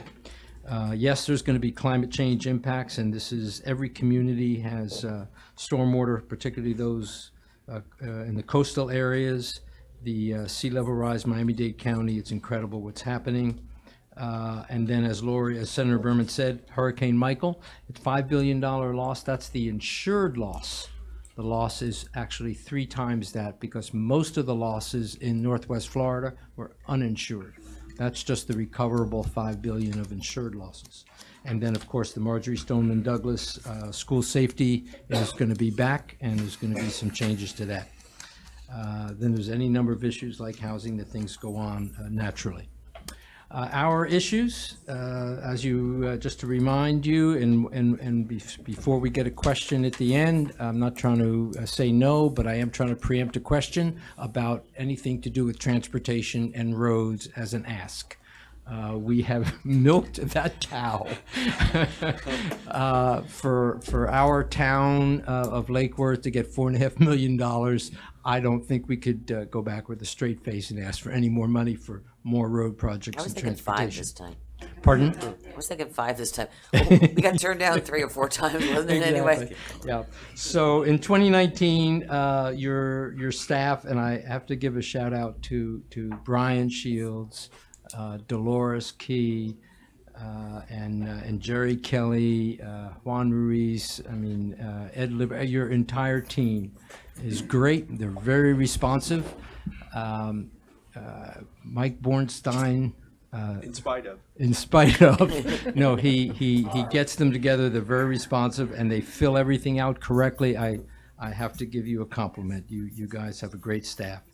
So what they've done for me is they've put together about 6 or 7 key stormwater projects, and why these are directly related to sea level rise is because these are your outfalls. These are the projects that gather all your storm from all the way from College Park all the way to the south end. Commissioner Robinson, you've got all these outfalls that back up either during a king tide or during a significant event, but just naturally occurring worse and worse and worse as the years go on.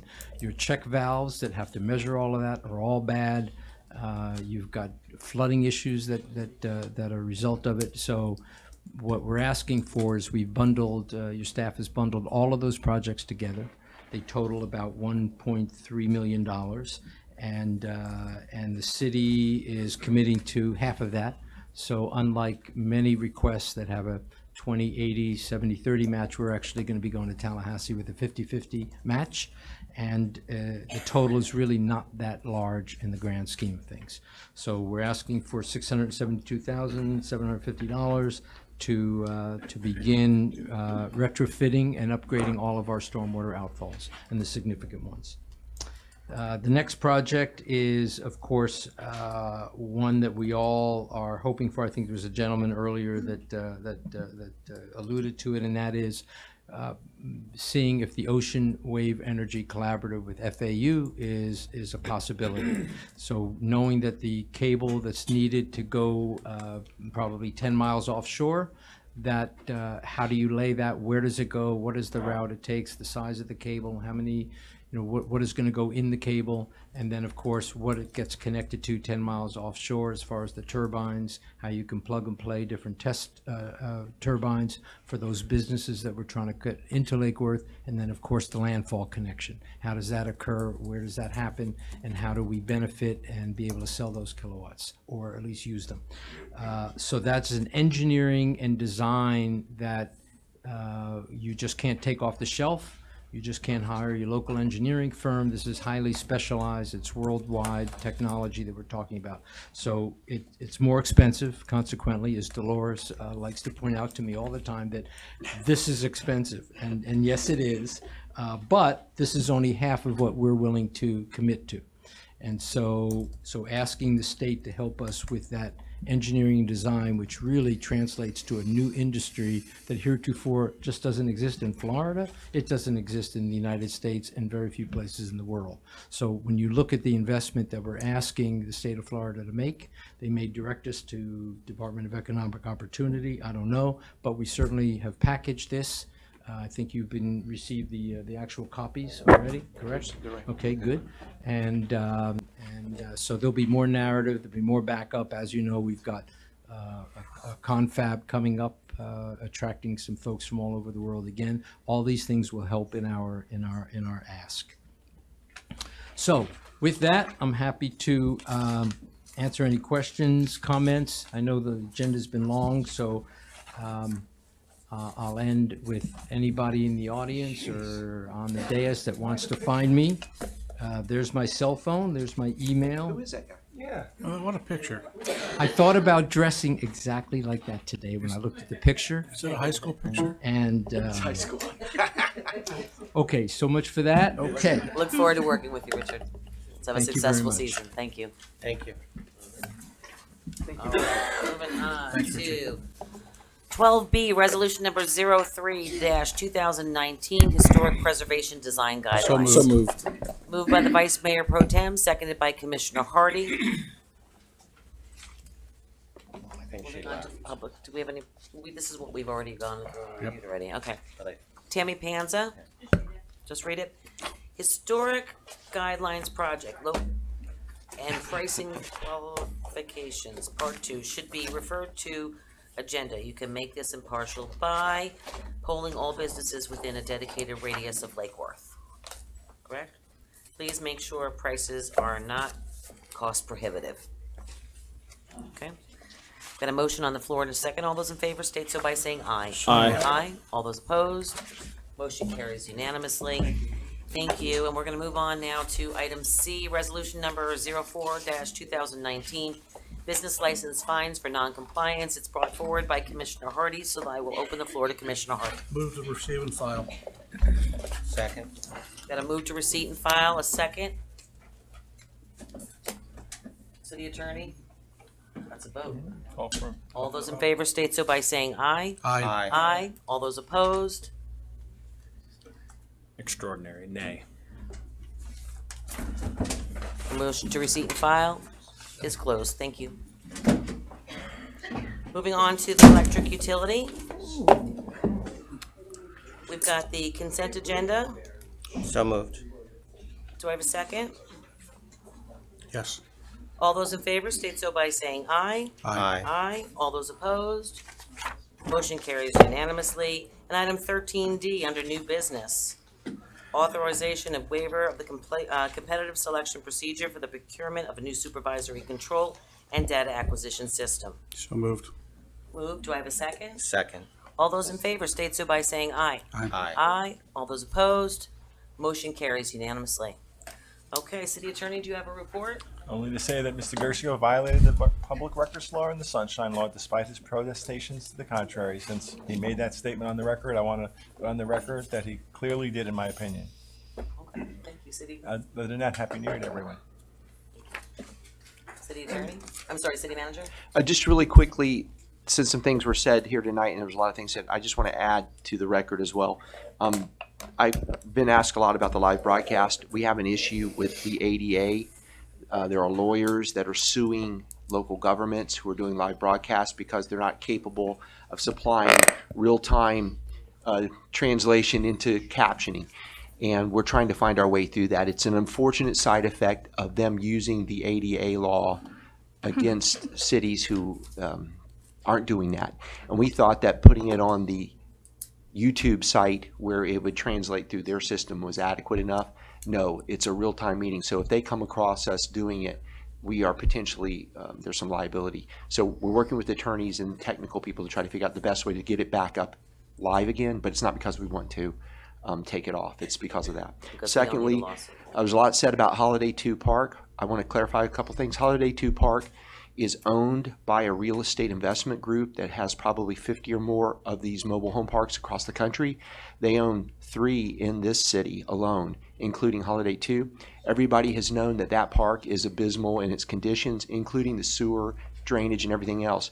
That is the responsibility of the owner of the park, which happens to be this corporation.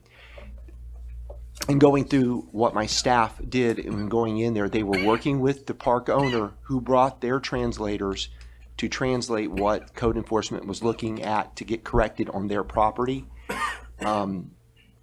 It's a set of awkward circumstances and it created some uncertainty. We'll do a better job of looking at ways to communicate, but I don't want people to think that we're somehow turning a blind eye towards the sewer issues. That's the responsibility of that owner, this corporation. All the other things, there's life safety issues. There have been electrical. There's no building code regulations on mobile homes. Are there fines?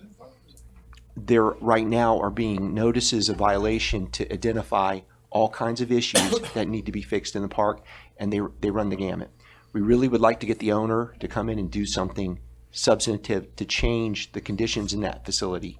That's not something we have control over other than enforcing the code. The last thing on the tow ordinance, the red tag Wednesdays, as we called them, we have partnered in some areas of the city with PBSO. For example, there's an area around 9th and F where it's a high crime area. We targeted that area because of the high crime, and in partnership in addressing all the kinds of activities in there. Yes, we are focused on trying to cool those high crime areas down and getting at some of the code issues, and these vehicles has exposed a lot of issues. But don't think for a minute that we're not enforcing this across the city. I have received complaints and problems from people in College Park, South Palm Park. And I know in some of those cases they've contacted staff, and if somebody has an issue where for some extenuating reason we're not looking to be overly onerous with the 5 days, staff will work with you. But 5 days is an adequate amount of time to take a inoperable or derelict vehicle. Definitely you don't want that on the public right of way. We first started enforcing that ordinance in the business areas. If you'll remember, around our we have quite a few auto repair places just south of us here. And we started there because people were using the public right-of-ways as part of their business model. They were putting these derelict, and then they would leave them there. It's not only unsightly, unsafe, they also leak oil, they leak transmission fluid. There's all kinds of things going on with these vehicles. So I kind of bristle a little bit that this was translated into some kind of class warfare. This is citywide. It's about minimum standards of behavior that everyone can comply with. And if there's extenuating circumstances where somebody's truly in some kind of need or something, they just need to contact staff and have a conversation.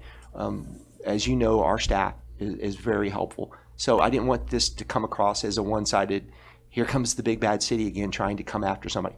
This has been citywide. It's been blind in its enforcement, and we've had issues across the whole city on this. But it is a law that y'all approved for good cause and good reason to clean this city up, and it's had a positive effect in many ways. Just wanted to put that on the record there.